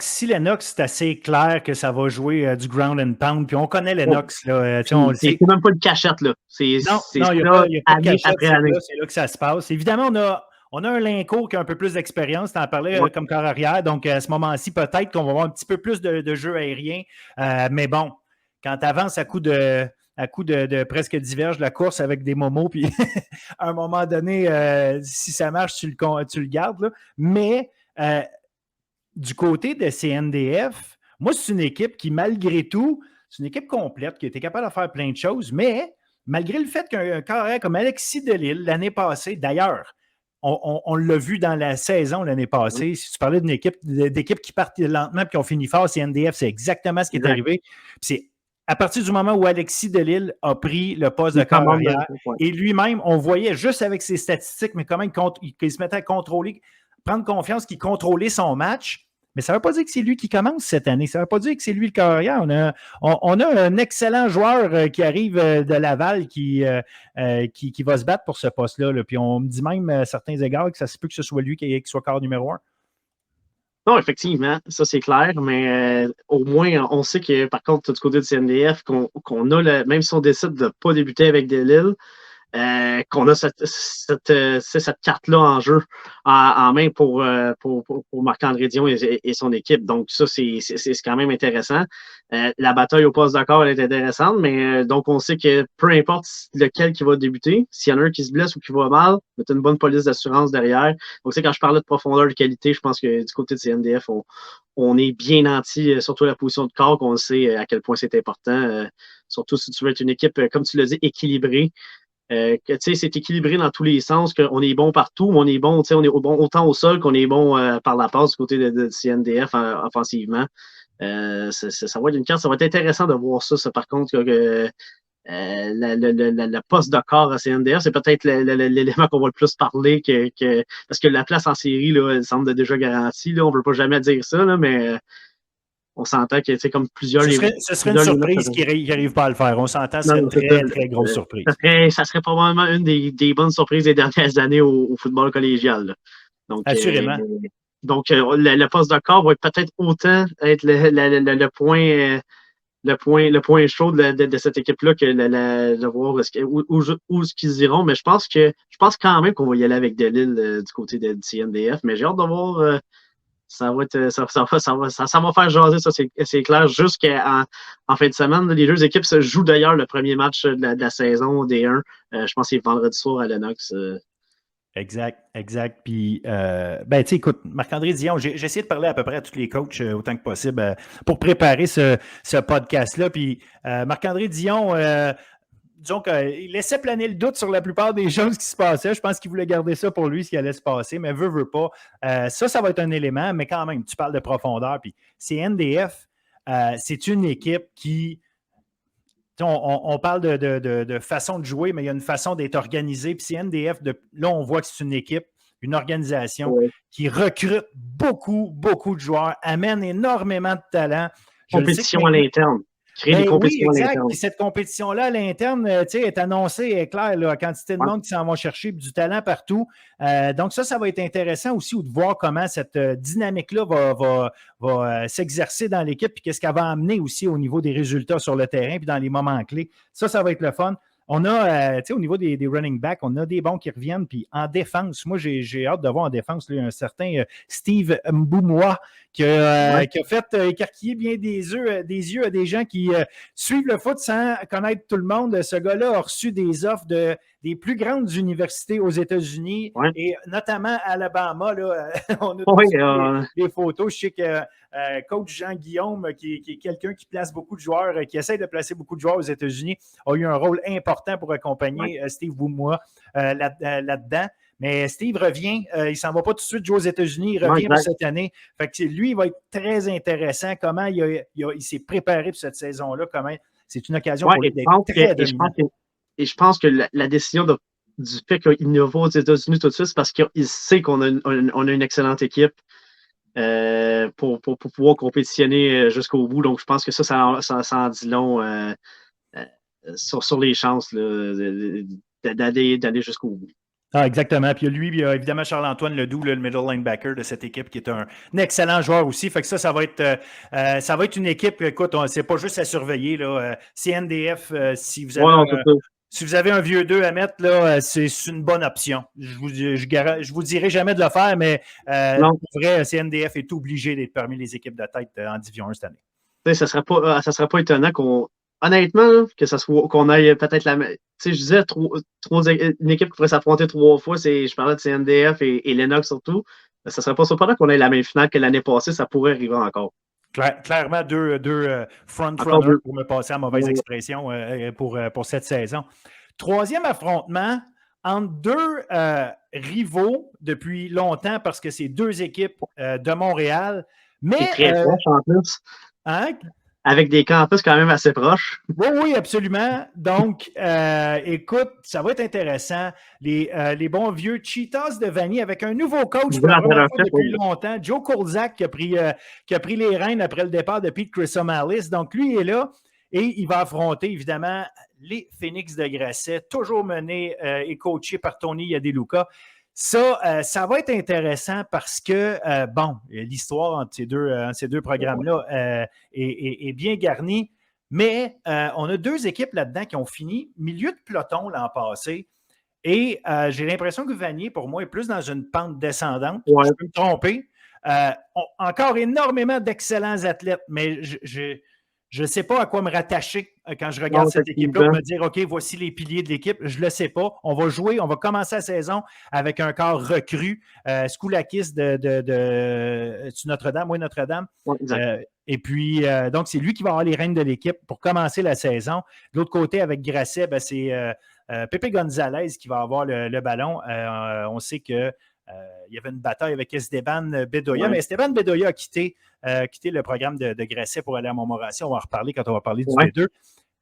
Vanier contre Grasset. Moi, je vois Grasset, au contraire, comme une équipe qui était en ascension, une défensive qui va redevenir la défensive d'il y a 2, 3, 4 ans. Peut-être pas à ce point-là, mais en une puissance, une force, cette défensive-là, avec Benjamin Blaise notamment. Puis contre Vanier, comme je dis, qui est une équipe que je ne sais pas à quoi m'attendre. Moi, d'après moi, Grasset est peut-être une des équipes qui, justement, peut se placer parmi les meilleurs de la Ligue cette année. Mais j'ai peur un peu pour Vanier, je t'avoue, franchement, cette saison. Mais honnêtement, je pense que Vanier, ça a été un peu calculé le départ du coach Rémi Zarlis. Là, je pense qu'on savait qu'on s'en va dans un nouveau cycle et c'était peut-être le temps de donner les rênes d'une équipe dans un nouveau cycle à un nouvel entraîneur qui va s'acclimater avec sa nouvelle gang de joueurs. Là, je pense que ça a été quand même assez. Moi, je ne serais pas heureux que ce soit le départ calculé. Là. Nouvel entraîneur, on va prendre le temps de s'adapter, on va prendre le temps de mettre cette équipe-là à son aise. Donc, oui, je suis d'accord avec toi que c'est deux équipes qui s'en vont dans des directions opposées. Grasset va revenir vers le sommet. C'est une équipe là, qui est. On parle de toute une carte cachée. Là, je pense que Grasset, c'est une équipe qui peut venir brouiller les cartes dans le top 3. Là. Parce que, comme tu l'as parlé défensivement, ça va redevenir une défensive assez dominante. J'ai hâte de voir ce que Pepe Gonzalez va faire au poste de corps. C'est un carrière très dynamique. Donc ça va être très intéressant pour Grasset. Et du côté de Vanier, c'est une équipe qui est vraiment très jeune et qui oui, beaucoup, tu l'as mentionné, ont des athlètes, mais on n'a pas un joueur comme qu'on a eu dans les autres années, là, un game changer. On appelle ça dans le domaine. Là. Ou peut-être qu'il existe, mais on ne le connaît pas encore. C'est ça, exact. Mais il va y avoir un manque d'expérience globale collectif là, qui va faire mal. On œuvre dans le football. Moi, j'œuvre dans le football. J'envoie des adeptes secondaires, mais je ne connais pas tout le monde dans nulle part. Donc, peut-être dans leur cuvée de recrutement, ils ont recruté un joueur qu'on n'a pas vu qui joue plus lointain au Québec puis qui finalement va devenir ce joueur-là. Mais quand tu regardes ça au moment où on enregistre le podcast, on ne peut pas dire que Vanier, présentement, on peut les établir comme des favoris. Ça va être une équipe qui va batailler pour une place en série cette année. C'est comme ça que je le vois aussi, mais ils peuvent toujours nous surprendre. Puis ça reste un programme avec des coachs qui ont énormément d'expérience. Donc, ça va être intéressant de voir ce que c'est ce nouveau coaching staff, cette nouvelle approche de football, qui est quand même un peu dans la continuité. Là. Joe Kolzak a travaillé pour Peter Chrysomalis longtemps, donc c'est pas du complètement nouveau là, de tout ça, mais ça reste que ça va être intéressant de suivre. Pour Grasset, cette année, ce qui va être intéressant, là, parce que je parlais de bataille dans les séries, c'est que plus qu'on est à 8 équipes, c'est 6 équipes qui vont faire les séries.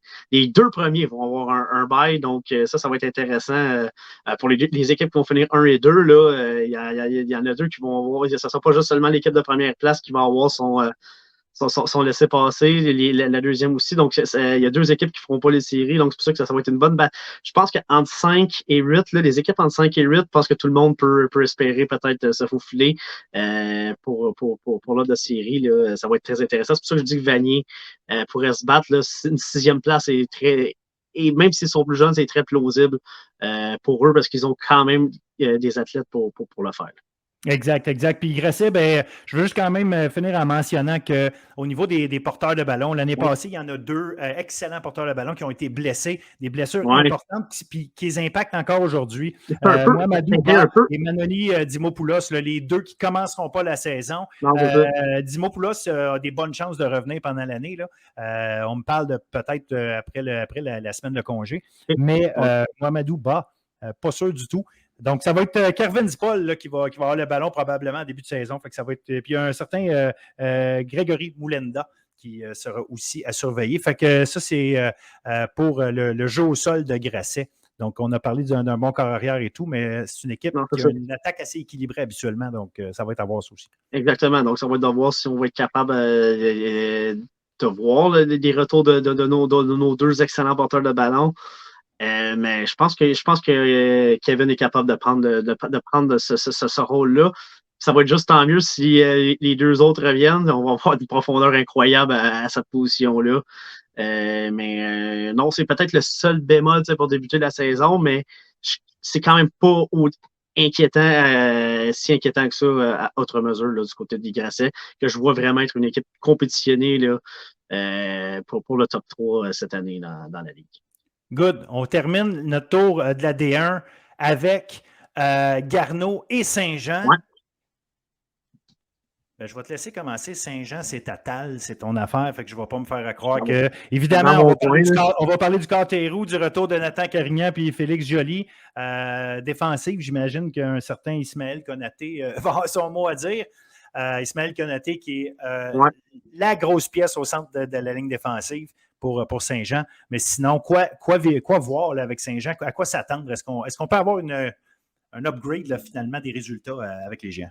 Moi, je pense que oui. Je pense qu'offensivement, c'est une équipe qui est quand même bien balancée. Là. Olivier Théroux il a eu quand même d'expérience l'an passé, a joué ça va de mal, donc ça va être très intéressant. Il y a Barcelo également qui va être dans le lot pour jouer. Disons que c'est un joueur qu'on pourrait peut-être utiliser comme un genre de couteau suisse de cette année du côté de Saint-Jean. Donc, j'ai hâte de voir c'est peut-être au poste de carrière, peut-être à une autre position. Là, je ne m'avancerai pas là-dessus. Là, je vais laisser coach Bégin et le nouveau coordonnateur. Qu'est-ce qui va être intéressant, c'est le nouveau coordonnateur offensif des Géants, Dimitri Morin. Celui qui avait eu toute une saison en D1 à sa dernière année collégiale. Écoute, qui était le meilleur carrière de l'histoire des Géants.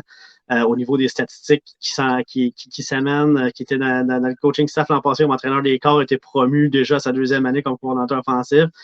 Avec le départ de Rémi Giguère. Oui, ça va être une attaque qui, je pense, va être un peu plus différente, qui va être à la sauce Dimitri Morin, avec les athlètes que les Géants ont offensivement, ça pourrait être une attaque qui pourrait être très, très, très dynamique cette saison. Donc, ça va être à surveiller. Défensivement, tu en as parlé. Je pense que du côté de la boîte défensive, il n'y a pas de problème. Je pense que c'est une équipe, les Géants, qui vont être capables de rivaliser. C'est au niveau des demi-défensifs, je pense. Il y a eu des grosses pertes, là, donc ça va être c'est peut-être le seul point, le point d'interrogation défensivement dans une D1 où il y a des équipes qui sont bien balancées, comme on en parle depuis tantôt, qui sont capables de passer le ballon de façon régulière. Ça va être là de voir peut-être une expérience qui va jouer contre Saint-Jean dans la tertiaire. C'est intéressant quand tu dis qu'il y a des équipes qui sont capables de passer, mais si on se fie à l'an passé, il n'y a pas tant d'équipes qui jouaient pass first, là, disons. Il y avait à peu près juste Gressel, justement, qui jouait comme ça.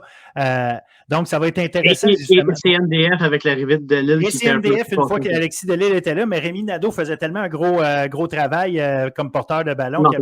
Mais tu as raison, il utilisait quand même la passe, mais c'est juste de dire qu'il y a quand même une tendance qu'on a vue. On dirait qu'on se prépare pour du football de novembre où est-ce qu'il y a de la neige. Fait qu'on s'habitue à jouer avec nos gars de ligne, puis des porteurs de ballon, puis des jeux au sol. Fait que ça va être intéressant de voir à quel point, oui, au début de l'année, ça peut faire mal de se faire attaquer là, mais sur le moyen terme, disons-le, avoir une grosse boîte défensive, surtout si on est capable de mettre énormément de pression sur les corps arrière adverses, ben ça aide beaucoup le travail de tes demi. Moi, je ne crois pas que Saint-Jean, si les demi-défensifs peuvent faire le travail en début de saison, ça va juste aller en progressant parce qu'ils vont avoir plus d'expérience. Si cette équipe-là réussit à se qualifier 5e, 6e, faire les séries, mais elle va être équipée pour jouer contre le jeu au sol, rendu au mois d'octobre ou au mois de novembre, comme tu le mentionnes, dans le fameux football d'après-saison. Là. Donc, moi, la boîte défensive ne m'inquiète pas. Le gros bémol défensivement, je pense que c'est les demi-défensifs. Pas parce qu'il n'y a pas de talent. Là. Il y a du talent clair. Il y a un manque d'inexpérience. Il y a un manque peut-être aussi un peu plus de dynamique que ce qu'on a eu des demi-défensifs de Saint-Jean dans les dernières années. Là. On a quand même eu des très bons, Nicolas Lessard, Christophe Beaulieu, là, entre autres, qui sortent de là. Donc, ça va être le seul bémol, mais je pense que Saint-Jean, c'est une équipe. Pour ta question initiale, là, tu disais est-ce qu'il va être mieux que l'an passé? Ça, je suis convaincu que oui. Tant au niveau de l'affiche qu'au niveau des statistiques. Il y a quelques matchs l'année passée que les Géants ont échappé. C'était pas très beau là, au niveau du corps. Je pense que c'est une équipe qui, match après match, va être capable de tenir son épingle du jeu et qui va batailler au même type, d'après moi, que Vanier pour une place en série. Parce que là, c'est ça aussi qui est intéressant, c'est qu'on n'a pas le match facile, je me sens en gros guillemets, mais tu sais, c'est pas pour rien que Lévis et Lionel Groux sont descendus, mais malheureusement, Saint-Jean faisait un petit peu partie de ce groupe-là l'année passée, des équipes pour qui les gros programmes venaient disons, chercher une victoire. Je dis pas qu'il suffisait qu'ils travaillaient. Clairement, ces équipes-là étaient supérieures à Saint-Jean. Saint-Jean faisait partie du groupe de bas de classement. Mais ils sont restés en D1. Saint-Jean avait échappé le match contre les Villozons l'an passé. Premier match de la saison, ça avait été une comédie d'erreurs du côté des Géants. Offensivement, je pense qu'il y était 6 revirements. Là, j'étais là à ce match-là. Mais je pense que c'est ça qui a été pris en considération aussi du fait qu'ils ont perdu des matchs un peu par leur faute et non par le fait que c'est une équipe qui manquait de talent. Il y a du talent au niveau de cette équipe-là. Puis je pense que c'est pour ça que ça va être un peu mieux cette année. On va finir ça avec Garneau.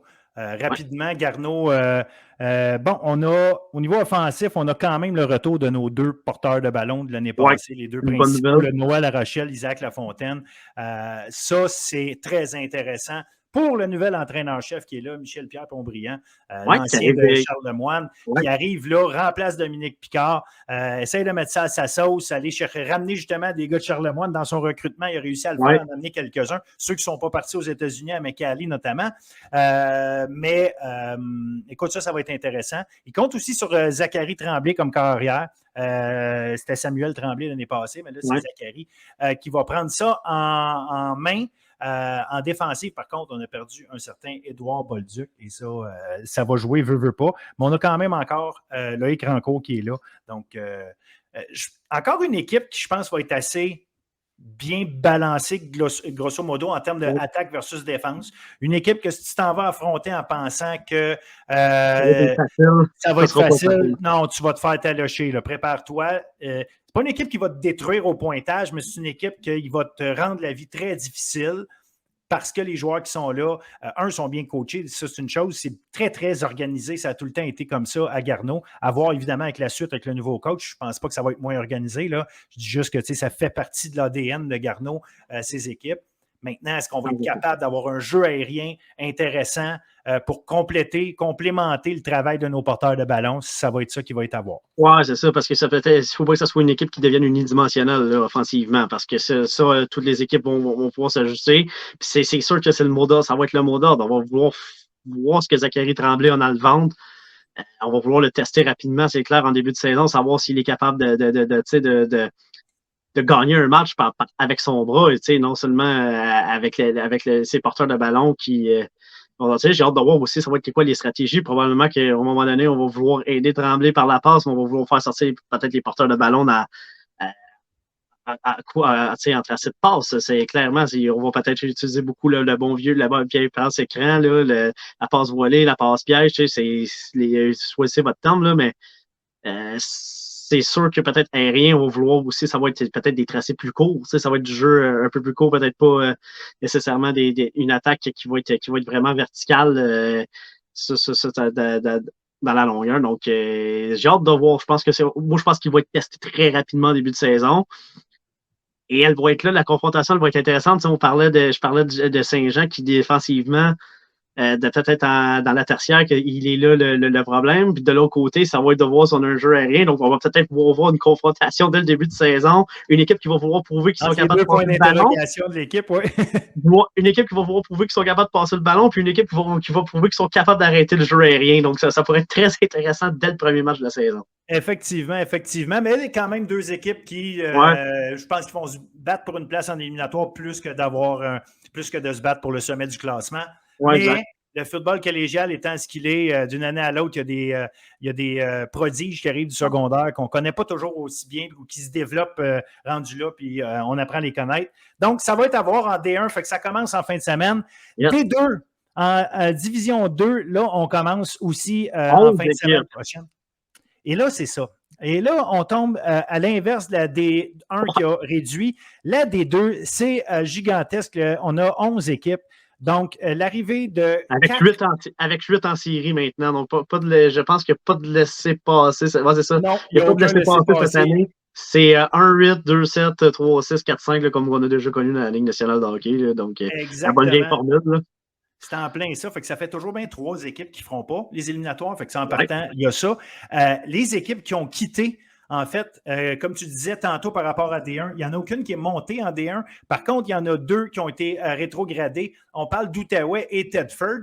Et les équipes qui sont maintenant en D2, on a parlé évidemment de Lévis et de Lionel Groux qui sont partis de D1, mais de D3, il y en a 2 qui sont montés. Il y a Onsic puis Beauce-Appalaches qui sont montés. Beauce-Appalaches, on va s'entendre s'il est à temps, là, après les dernières années. Oui, mais Beauce-Appalaches, on va en parler tout de suite. Beauce-Appalaches, ce qui est arrivé, c'est qu'ils se sont fait détruire pendant quelques années en D2. sont allés se reconstruire en Détroit. C'est juste que le timing de reconstruction, qu'est-ce qu'il a fait? Ben, ça s'est donné qu'il était au pic qu'il pouvait être. Et ça donnait que tu avais Thomas Jean comme corps arrière aussi. Notamment. Puis ce qui est pas juste à noter, mais qui est important à savoir, puis si tu ne le sais pas, ben, ça a été un élément majeur pour eux autres. Mais c'est juste de dire que Beauce-Appalaches, oui, il était temps parce qu'ils ont tout dominé, jamais perdu un seul match dans les 2 dernières saisons en D2. Il fallait qu'ils montent. Mais Thomas Jean, il n'est plus là. Jérémy Gosselin n'est plus là. Il y a un paquet de gars. Louis-David Savard n'est plus là. Il va falloir miser sur l'arrivée d'un paquet de nouveaux jeunes et de gars qui étaient présents l'an passé, mais qui avaient un rôle moins grand. Donc, un paquet de gars qui vont devoir prendre plus de travail, plus d'importance et de responsabilité dans cette équipe-là, si on veut être compétitif en D2. Je pense qu'on peut l'être, mais ça va prendre ça quand même. Je pense que du dernier passage de Beauce-Appalaches à celui-là en D2, je pense que la différence, elle est qu'on a un excellent entraîneur-chef aussi. Là. Puis je veux rien enlever à la vieille garde de Beauce-Appalaches, mais je pense que Marc Loranger connaît les rudiments du football assez. Là. Je peux en parler, là, ça a été mon entraîneur-chef. Là, c'est une bonne. Puis c'est un gars que je pense va pouvoir peut-être permettre à Beauce d'être une équipe qui va tirer son épingle du jeu en D2. Là, ils finiront pas dans le sommet. Là. Ça, oubliez ça. Là. Je pense pas que c'est là que ça s'en va, mais c'est une équipe qui va, d'après moi, va peut-être être dans les. Avec 8 équipes en série, ils vont être capables d'être là, je pense. Ils ont encore des bons mais comme je dis, c'est pas. Si c'était l'équipe de l'année passée, je les aurais mis en série tout de suite. C'est clair. Mais c'est peut-être même plus haut qu'on pensait. Et peut-être plus haut qu'on pensait. Mais ça va être intéressant de voir cette nouvelle mouture des Condors arriver en D2, voir tout de suite qu'est-ce qu'ils vont arriver à faire. Puis parlant de nouveaux venus, ben on va parler d'Onsic aussi.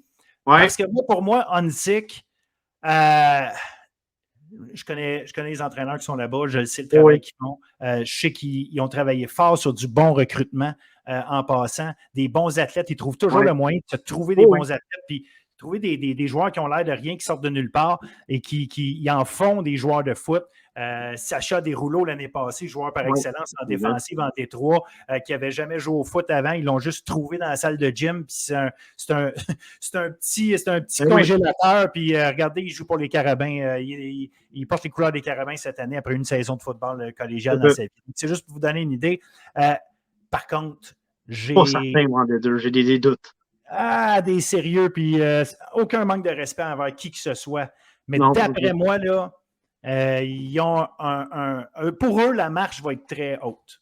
J'ai l'impression. J'ai hâte de voir. Je leur souhaite tout le succès du monde. Mais je pense que pour Onsic, première, deuxième année, là, ils vont avoir du gros travail à faire. Ouais, je pense que c'est difficile. T'sais, on a parlé de 3 équipes là, qui ne seront pas en série, malheureusement. Mais c'est à moins d'une surprise. Là, puis on le sait, le football collégial, là, on couvre ça depuis des années, là, Phil, pour savoir qu'il peut y avoir des surprises. Mais je serais très surpris que ce soit une équipe qui réussit à se qualifier. Puis c'est pas, comme tu le dis, c'est pas parce qu'il y a un manque de recrutement. On recrute beaucoup, mais c'est plus pour qu'est-ce qu'on va rivaliser avec les programmes de D2 qu'est-ce qu'on a ailleurs.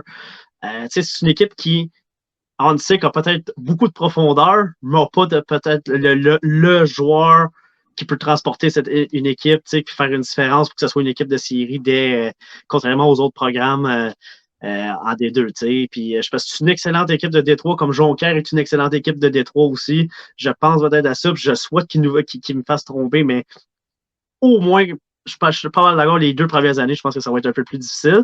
Là, d'après ça va être en fait la plus grosse bataille qu'il va avoir, le plus gros travail qu'Onsic va avoir à faire, c'est que ces athlètes-là ne se découragent pas et qu'ils ne décident pas de transférer ailleurs parce que ça ne va pas bien en D2. Onsic, je pense que ça va être d'essayer de garder son monde pour de dire à la 3e année, mais ça va être une équipe qui va être compétitive, puis d'amener du 109. Là, ça, c'est sûr que le fait que c'est une équipe en D2, peut-être ça va amener plus de monde parce que D2, c'est une marche au-dessus. Peut-être que tu vas avoir des athlètes qui, théoriquement, n'auraient pas voulu aller en D3, mais là, vont vouloir aller en D2. Ça va être d'essayer, comme je le dis, de garder ton monde puis d'amener du nouveau talent année après année. Puis des joueurs là, qui sont capables de faire une différence au niveau d'amener cette équipe-là en série. Garde, oui, puis je vais rajouter, tu me dis qu'ils ont probablement assez de profondeur. Moi, je pense que ça va être leur plus gros problème au début. En fait, non, ben, ce que je veux dire, c'est une équipe de profondeur. C'est des joueurs oui, mais qui tu sais, c'est joueraient ça. Parce que ailleurs, ça serait de la profondeur pour une équipe. C'est plus ça mon point, là, de dire oui, que exact. OK, c'est c'est une ça. équipe de Parce que moi, je pense que profondeur. ça va être leur Non, plus c'est ça, gros problème exactement. au départ, comparé aux autres équipes qui sont capables de pallier une blessure C'est ça. ici et là. Exactement, parce que eux, leur Avoir deux blessés sur ta ligne offensive, pour certaines équipes, c'est jouable. Pour d'autres, c'est un problème majeur. c'est Là. ça, exact. Puis, Moi, je regarde leur alignement, puis c'est des joueurs qui seraient probablement, comme je le dis, de la profondeur ailleurs. Au lieu c'est d'être ça. des partants. Donc, ça va être un Exact. peu ça de Madagascar. C'est pour ça que je dis qu'il va falloir rajouter du talent année après année, puis essayer de garder ces joueurs-là. Oui, ils vont avoir un développement, ça c'est clair, ça va être intéressant pour eux. Il va falloir qu'ils réussissent à les garder, puis d'amener du nouveau talent, d'amener des joueurs comme que j'apporte l'expression du temps game changer un peu plus, surtout pour compétitionner en D2, là, parce que tu veux quand même pas aller en D2 puis te faire planter. Là, moi, j'ai vécu Edouard en D1, c'était pas le fun. Le plus fun, c'est à un moment donné, tu veux t'établir Tu veux à être quelque part. compétitif. Tu veux être compétitif. Puis ça va être. L'objectif d'Unsick ne peut pas être le championnat. L'objectif d'Unsick, c'est d'être compétitif. Et s'il arrive, ben, tant mieux. T'sais. Et de s'améliorer de match en match. Ça va être un match à la fois pour Hansik, surtout du moins cette année. Puis c'est pas grave s'ils font pas les séries cette année, mais en autant, je pense que c'est cette équipe-là, Hansik va, comme tu dis, ça va de compétitionner puis de pas se faire laver à chaque match-là. Parmi les équipes qui sont à risque pour moi de ne pas faire les éliminatoires, je suis obligé de mettre Trois-Rivières et peut-être Édouard Montpetit là-dedans. Je pense qu'Édouard Montpetit est mieux qu'il était. Oui. Mais il y a encore des choses à faire. Il y a un bon voir. recrutement quand même à Édouard cette année. Il y a un nouvel entraîneur. Je pense que ça va s'améliorer. Anthony Di Francesco qui vient d'arriver prend les rênes de cette équipe-là en remplacement de Nicolas Melsba. Il va avoir, il y a un changement de garde, un changement de mindset, il y a un paquet de choses, mais on a perdu une couple de bons athlètes là, aussi. Puis notamment, je vais nommer Émile Barthélémy, que pour ceux qui ont regardé le match de vendredi au football universitaire avec le Rouge et Or, ben Émile Barthélémy a réussi le tour de force de se trouver une place comme joueur recru sur l'équipe partante défensive du Rouge et Or. Fait que c'est pour vous montrer la grosseur du morceau qu'on a perdu là-bas. Fait qu'Édouard Montpetit, pour moi, et Trois-Rivières vont être deux équipes qui est Hansik. Je pense risque d'être plus dans le bas du classement, mais Édouard Montpetit, pour moi, évidemment, dans les trois, est l'équipe la mieux placée pour gagner sa place dans les séries. Parce que je pense que pour Édouard de finir 7e, 8e, c'est très réaliste pour eux. Oui, absolument, c'est réaliste. Puis, il faut aussi se dire que, moi, l'autre équipe là, que je mets là-dedans, même s'il arrive de D1, c'est Lévis. Lévis, je suis pas sûr, parce qu'il y a eu tellement de changements au niveau du coaching. Je sais qu'il y en a des bons là-dedans et tout, c'est beau, mais il y a eu des grosses modifications. Il y a un manque de stabilité, là. Il y a un manque de stabilité là-bas. Ça va être intéressant de voir. Par contre, est-ce que les défensives de D2 vont être capables de gérer la ligne offensive et le jeu au sol de Lévis? Les équipes de D1 ont eu de la misère à contenir Charles Bourgault l'année passée. Non, c'est ça. Les équipes de D2 ne feront pas mieux que la D1, c'est sûr à 100%. Mais si on est capable de limiter le travail de la ligne offensive et du jeu au sol de Lévis, c'est une équipe qui pourrait avoir un peu de difficulté quand même, plus qu'on pense. Lévis, le bémol, ça va être leur défensive à eux, je pense, qui compte les attaques un peu plus... Parce que, tu sais, autant qu'on disait D1, on sait que c'est une attaque, tu sais, ça joue au sol, ça joue beaucoup au sol, mais là, même si on voit une tendance, dans D2, ça passe beaucoup le ballon aussi, là. Énormément. C'est là que peut-être il faut être le bémol de Lévis-Lauzon. Tu sais, la défensive de Lévis-Lauzon est habituée de pratiquer contre une offensive qui court.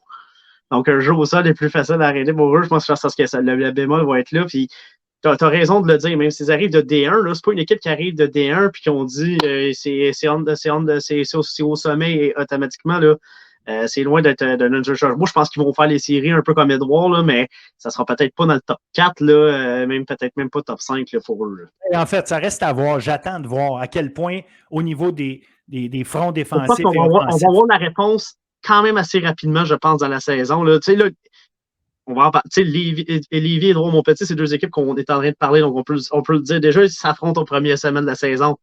Pour eux, Mais la C'est deuxième. déjà un match éliminatoire avant le temps, presque. Parce que c'est des équipes oui, qui tu as pourraient raison. retrouver. Leur deuxième affrontement, c'est contre Montmorency. Une solide machine, là. Puis Non, c'est ça. on va en parler de Montmorency parce que Montmorency, John Abbott, Saint-Hyacinthe, Sherbrooke, Valleyfield. Et là, je ne mets pas. Oui, c'est ça. Je ne mets pas Lionel Groux encore dans le top parce que Lionel Groux, on va en parler. Mais là, je te parle de 5 équipes qui, l'année passée, n'importe lequel des 5 aurait pu gagner le championnat et ça n'aurait pas été surprenant. Et encore cette année, ces 5-là peuvent gagner le championnat. Ont le droit de penser à un championnat. John Abbott, j'ai hâte de voir avec Valentine comme carrière qui remplace Kevin Trépanier, qui a été extrêmement solide pendant des années. Ils vont avoir un gros jeu au sol extrêmement robuste. Mais Montmorency, qui l'année passée avait une très, très grosse attaque avec Charlin et Cool. Maintenant, c'est leur défensive qui va être extrêmement dominante. Cette équipe c'était des recrues, presque toute la gang. Là, c'est et là, c'est tous des gars qui ont de l'expérience et c'est tous des gars qui ont pas juste pris de l'expérience dans le passé, ont été hallucinants. Là. Ont joué des gros rôles. C'est autant leur tertiaire que leur boîte défensive qui est excellente du côté de Montmorency. Donc, tu vas vouloir courir contre Montmorency ou tu vas vouloir passer contre Montmorency, ça ne sera pas évident. Là. En fait, la seule option un peu ouverte, je dis un peu ouverte, c'est de courir contre Montmorency. Ta ligne offensive peut battre leur ligne défensive. Mais leur boîte, avec leur linebacker qu'ils ont, c'est ça. Puis Oreb Nuchogouin, ceux qui ne connaissent pas ce gars-là, cet athlète-là, retenez son nom. Vous allez le connaître rapidement. Absolument. Thomas Wright comme demi de coin qui a été excellent l'année passée. Puis Deslauriers qui était leur safety, qui rentre comme halfback cette année. On le fait rentrer parce qu'on veut le voir encore plus souvent plaquer des gars puis aider contre la course parce que c'est un plaqueur, disons-le, très agressif, très intense. Fait que ça va être une défensive très, très, très dynamique. Et pour moi, dans le jargon de football, c'est même un excellent plaqueur. C'est pas juste agressif, c'est un gars qui, autant ses angles de poursuite sont excellents quand il court. C'est pas un joueur que tu dans de l'espace restreint que tu vas être capable de déjouer parce qu'il va te plaquer puis il est capable de te plaquer, comme tu dis, de façon, disons-le, clean, mais de façon robuste. Donc, ça va être tout un joueur aussi à surveiller du côté de Montmorency. La question à se poser, c'est ça. C'est au niveau de l'attaque. Est-ce que Esteban va être capable de recréer la magie de Victor Charland? Arrêtez de penser de ça. Là. Victor Charland, c'est un exceptionnel. Avec lui, il est cool. C'est l'âge d'or du receveur, du carrière receveur à Montmorency. On ne sera pas là. Mais c'est que tu as des nouveaux receveurs aussi là-dedans. Fait que c'est pas juste Esteban. Esteban a beaucoup de talent, c'est pas ça. Mais ça va être à créer. Puis l'autre chose qui est à savoir, c'est que Esteban va être suspendu au début de la saison. Il va être suspendu parce qu'il a transféré de Grasset et Grasset a refusé de lui donner son release complet, ce qui, selon moi, puis je vais le dire, est une... J'aimerais ça savoir le pourquoi. Qu'on m'explique pourquoi on empêche un jeune de partir de D1 à D2 alors que tu ne vas même pas le faire jouer dans ton équipe parce que tu as déjà donné le poste de numéro 1. C'est ça, c'est ça, Phil. Il est là le point majeur. Il passe de D1 à D2, vous affronterez pas de l'année, là, en plus. Ben, en plus, c'est un jeune joueur, c'est un étudiant athlète qui veut juste jouer au football. OK? Puis la réalité, c'est pas comme si c'était ton partant à toi qui s'en va ailleurs. Parce que si c'est ton partant puis tu le perds parce qu'il veut juste aller ailleurs, ben, tu peux pas laisser ça aller non plus, dans le sens que c'est même pas pour ton équipe, c'est pour la façon dont fonctionne l'organisation du football collégial. Sinon, il n'y a plus une équipe qui est capable de savoir sur quel pied dans son recrutement ou quoi que ce soit. Tu t'engages avec une équipe, c'est correct. Moi, ce parti-là, je l'accepte. Mais à partir du moment où tu es allé recruter un autre joueur, puis il y a un carrière qui peut jouer dans le match, là, un ou en tout cas par jeu, là, tu n'en mets pas deux. Fait que la réalité, c'est que tu en as un qui est partant. L'année passée, Pépé a pris la place d'Esteban comme numéro 1 à Grasset. Esteban, là, c'est un des très bons carrières au niveau collégial, toutes les catégories confondues, OK? Toutes divisions confondues. Tu le sais que tu ne lui donneras pas le poste de numéro 1 parce que tu juges que Gonzalez est meilleur. Fair enough, c'est bien correct. Le gars dit « Hey, je peux-tu aller jouer ma dernière année collégiale à un endroit où je vais jouer pour avoir une chance d'être recruté universitaire? » Et au lieu de le laisser partir, puis qu'en plus, il s'en va jouer dans une division qui n'est même pas la tienne, comme tu dis, tu ne l'affronteras pas, tu refuses. Moi, j'aimerais, j'attends juste d'avoir des explications, puis j'en ai pas eu, puis je la comprends pas. T'écœures un jeune. C'est ça que je pense. Juste du contraire, c'est ça que je pense. C'est des étudiants athlètes, là, t'es pas dans la NFL, t'es pas dans les Canadiennes où tu prends. Le joueur veut se développer pas simplement comme athlète, mais aussi comme personne, comme étudiant. Il y a ce côté-là, donc ça, c'est un peu une tache noire au dossier de Grasset, tant qu'à moi, là-dessus, un peu, là, qui est décevant parce que c'est. Puis, tu sais, je veux insister sur ce point-là, tu sais, Phil, que surtout c'est D1 à D2, tu ne l'affronteras pas. Il te fera pas mal en plus, donc, tu sais, permet lui d'aller jouer en D2, là, ben, donne-y ton release complet. Il devrait même pas avoir matière à avoir un débat là-dessus, si je comprends même pas, là. Ben, c'est pour ça que la seule petite gêne que je vais me garder, elle va venir du fait que je n'ai pas eu la réponse du pourquoi exactement. Quelqu'un va pouvoir me dire, c'est une de mes affaires, fair enough. Mais ça reste que comme je n'ai pas la réponse, et je l'ai posé la question. Puis l'autre affaire qui m'agace énormément là-dedans, c'est que cette décision-là, elle aurait pu être prise au printemps dernier. Ouais, elle aurait pu être annoncée au printemps dernier. Puis elle est annoncée à moins d'une semaine du début de la saison. C'est là qu'il apprend qu'est-ce qu'il y en a. On peut le dire, là, Phil, on voulait tourner la semaine passée. Mais on a décidé, on a dit on veut faire un tour d'horizon complet, donc on va attendre la décision. Tu sais, c'est pas normal qu'on soit obligé à la fin août de dire on va attendre parce que la saison commence cette semaine. Là. Le problème, c'est pas deux gars qui font un podcast. Là. C'est nous autres qui avons pris cette décision-là d'attendre parce qu'on voulait avoir la réponse. Mais c'est pour le jeune.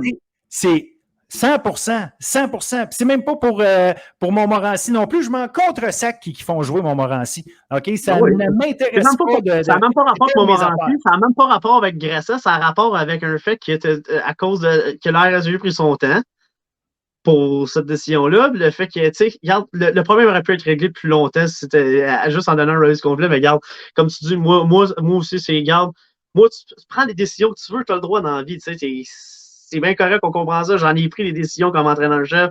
Il faut donne des explications. Comme programme, donne des explications. Voilà, juste des explications claires, puis regarde, après ça, tu laisseras les gens juger s'ils ne croient pas, là, ça, on s'en fout, là, mais... Exactement. En tout cas, regarde, je vais laisser ça aller, mais pour l'instant... Que ça soit silence radio, ça me tape un peu ses nerfs. Exact, je suis en même place. Sherbrooke, il faut parler de Sherbrooke, champion en titre. Une équipe que l'année passée, je savais bonne, mais on dirait qu'ils ont été sneaky dans la façon dont ils ont réussi à se placer tout le temps bon. Mais une équipe tellement systématique, même en finale l'année passée, Montmorency, tu voyais que jeu après jeu, c'était une équipe qui avait les joueurs pour faire le jeu, mais ils n'arrivaient pas à le faire. Et ce qui devenait frustrant pour Montmorency, c'est que Sherbrooke ne faisait jamais d'erreur. En attaque, en défense, dans le play calling, au niveau des unités spéciales, aucune erreur. Et c'est une équipe qui a fonctionné comme ça toute l'année parce qu'ils sont bien coachés, parce que les gars comprennent leur rôle, savent ce qu'ils ont à faire. Ça va être encore la même chose cette année. Pour moi, Sherbrooke va être extrêmement dur à battre. Des fois, tu n'as pas besoin d'être sexy. Tu n'as pas besoin d'avoir le 183 jeux. Tu peux en avoir 15 puis les exécuter comme il faut. C'est un peu la recette de Sherbrooke, simple et efficace. Voilà. Exactement ça. Tu fais pas, quand tu peux maîtriser 15 jeux. Puis la preuve, là, hier, là, j'en ai coordonné un match hier. Il y a des jeux que j'avais sur mon playbook que je n'ai même pas sélectionné. J'ai fait 6 fois, je peux avoir fait 6 fois le même jeu. Le jeu, il marchait 6 fois. Tu sais, à un moment donné, tu fais le même jeu, mais il marche, tu l'exécutes, tu fais pas d'erreur dedans. Tu es bien plus efficace que de vouloir être sexy un peu. Puis tu l'as dit, Montmorency, puis je leur reproche pas ça. Ils avaient des athlètes pour le faire, tu sais, de faire des jeux un peu plus spectaculaires, d'aller chercher le gros jeu. Sauf que Sherbrooke n'a pas fait d'erreur. Sherbrooke, autant défensivement, c'était des couvertures serrées, t'avais tout le temps un joueur qui était, il dérangeait, puis offensivement, sur les unités spéciales, pas d'erreur. Offensivement, ils ont juste exécuté parfaitement les jeux plus simples qu'ils avaient. C'était ça la recette. Des fois, tu gagnes un bol d'or ou un championnat, une coupe Grey, un Super Bowl en étant seulement simple mais efficace. Tu n'as pas besoin d'être, comme je l'ai dit, l'équipe la plus sexy. Saint-Hyacinthe, Valleyfield, John Abbott, Ça, c'est 3 équipes qui, encore une fois, peuvent très bien se positionner. Saint-Hyacinthe, John Abbott pour débuter la saison, Phil. Puis on a Saint-Hyacinthe, John Abbott pour débuter la saison. Puis on va avoir des matchs comme ça entre ces équipes-là qui se ressemblent en termes de qualité d'équipe. Beaucoup. Toute l'année, on va en avoir en D2. Fait que ça va être vraiment intéressant. Moi, la dernière équipe dont je veux qu'on parle, puis c'est pas parce que je veux pas parler de Saint-Hyacinthe puis Valleyfield, je pense que leur jeu va parler de lui-même. Puis, on les connaît un peu assez, là, c'est quand même c'est les mêmes noyaux pas mal que l'année passée aussi. Là. Exact. Mais Lionel Groulx, on s'attend à quoi? Lionel Groulx, c'est une équipe qui a eu tellement de difficultés en D1. Par contre... Il était bon en D2 quand il était là. Oui, mais ça, c'est une chose. Mais les joueurs qui ont en ce moment, moi, Marc-Antoine Charlebois, je pense encore que c'est un très bon carrière. Donnez-lui du temps pour lancer le ballon. Aux 2 Liam, Lauzon et McGonigal, ça peut faire du dommage. L'autre chose, un Brodeur, Loïc Brodeur, qui a fini la saison D1 avec 15 sacs. Qu'est-ce qu'il va faire cette année, ce monstre-là? Ça va être intéressant. Ils ont tout le temps eu des bons athlètes. On dirait qu'il y a une structure de jeu qui n'est pas tout le temps... Puis, au niveau de la ligne offensive, c'était incomplet. Ça a toujours été ça. En tout cas, en D1, là, ça a tout le temps été ça. Oui, absolument. En D2, le temps qu'ils vont avoir de plus parce qu'ils n'auront pas le même niveau de pression contre eux, est-ce que ça peut faire toute la différence? Puis on peut retrouver une équipe victorieuse à Lionel Groulx, d'après toi? Défensivement, c'est une équipe qui ne m'inquiète pas. Comme tu l'as dit, Loïc Brodeur, Lionel Groulx a prouvé qu'ils étaient capables de jouer Ils ont perdu des matchs là, en D1, 12-7, 13-8. Je me rappelle d'un match à Saint-Jean où ils avaient complètement anéanti l'attaque des Géants. Les Géants avaient fait une présence dans la zone payante environ de Lionel Groulx, avaient marqué un toucher, avaient inscrit un placement, puis je pense que c'est un toucher de sortie qu'on avait accordé de Lionel Groulx dans un match qui était comme terminé 12 à 8. Là. Mais ton attaque fait rien. Mais là, on a quelque chose offensivement qu'on a, comme tu dis, qui leur donne du temps, avec la défensive qu'on a, avec un Loïc Brodeur qui a été capable de tirer son épingle du jeu comme un des meilleurs joueurs de la D1 défensivement, pas juste de son équipe, là. La D1 au complet, 15 sacs en D1, on s'entend que c'est assez solide, merci. Là. Exact. Donc, c'est une équipe qui est très intrigante, qui, je pense, qu'on doit mettre dans le lot avec les équipes qu'on a nommées précédemment comme une équipe qui, je pense, tu sais, Lévis-Lauzon arrive en D2, même si elle arrive de la D1 avec des points d'interrogation. Chez Lionel Groulx, il y en a un peu moins. Tu as parlé de la ligne à l'attaque, je pense que ça a été un réel problème en D1. Mais là, j'ai hâte de voir comment ça va être en D2. Peut-être que cette équipe-là va avoir moins de pression en D2, peut-être va mieux performer. C'est peut-être le seul point d'interrogation. Mais Lionel Groulx arrive avec une mentalité qu'ils peuvent gagner le bol d'or leur première année en D2 en retournant en D2, alors que les Lévis-Lauzon ont plus de points d'interrogation à se poser. Excellent. Ben, c'est en plein ça. Je pense qu'effectivement, Lionel Groulx va faire partie, moi aussi, je pense, du groupe qui a une chance de se positionner et d'être compétitif semaine après semaine, même contre les gros programmes. Notre mandat, là, ça va être d'observer un peu partout dans le football collégial, c'est quoi les matchs de la semaine. Là. En D2, ça va être à chaque semaine là, avec ce peloton de tête-là qui arrive. Tu as 6 équipes là, qui peuvent peut-être espérer. Tu vas voir ces 6 premiers-là, puis après ça, la bataille, les batailles entre la 7e, peut-être dans l'avancée, mais on a parlé des Trois-Rivières et toutes ces équipes-là qui vont être intéressantes aussi. Fait que tu vas avoir une bataille au sommet, une bataille dans le bas pour savoir qui va être peut-être les 2 dernières équipes à faire les séries. Donc, en D2, on va avoir des matchs à surveiller à chaque semaine, clairement, qui ça va être exceptionnel. Absolument, absolument. Puis, regarde, moi, c'est personnellement, depuis, je dirais, 2 ans, là, je trouve que c'est la ligue la plus... la plus fun à regarder parce que c'est spectaculaire, ça lance énormément le ballon, il y a beaucoup de parité, fait que ça va être le fun à regarder tout ça. William, un giga merci pour ce tour de table-là. On se reparle la semaine prochaine, puis à chaque semaine. Fait que les gens, attendez-vous à voir le visage de William avec le mien chaque semaine pour parler de foot collégial. Vous allez avoir en masse d'analyses. On va s'assurer que vous soyez prêts quand la fin de semaine du Bol d'Or arrive. Vous sachiez exactement à quoi vous attendre. Donc, une grosse saison encore qui s'annonce. Fait que je te remercie encore le plus fortement du monde pour ce tour de table très, très complet de collégial Division 1 et 2. Et puis, écoute, comme je te dis, bonne saison. À la semaine prochaine, mon cher. Salut, toi aussi, là, bonne saison. On a bien hâte de voir ça. Ça va être du très bon football jusqu'au mois de novembre. Yes, sir. Salut, William. Salut.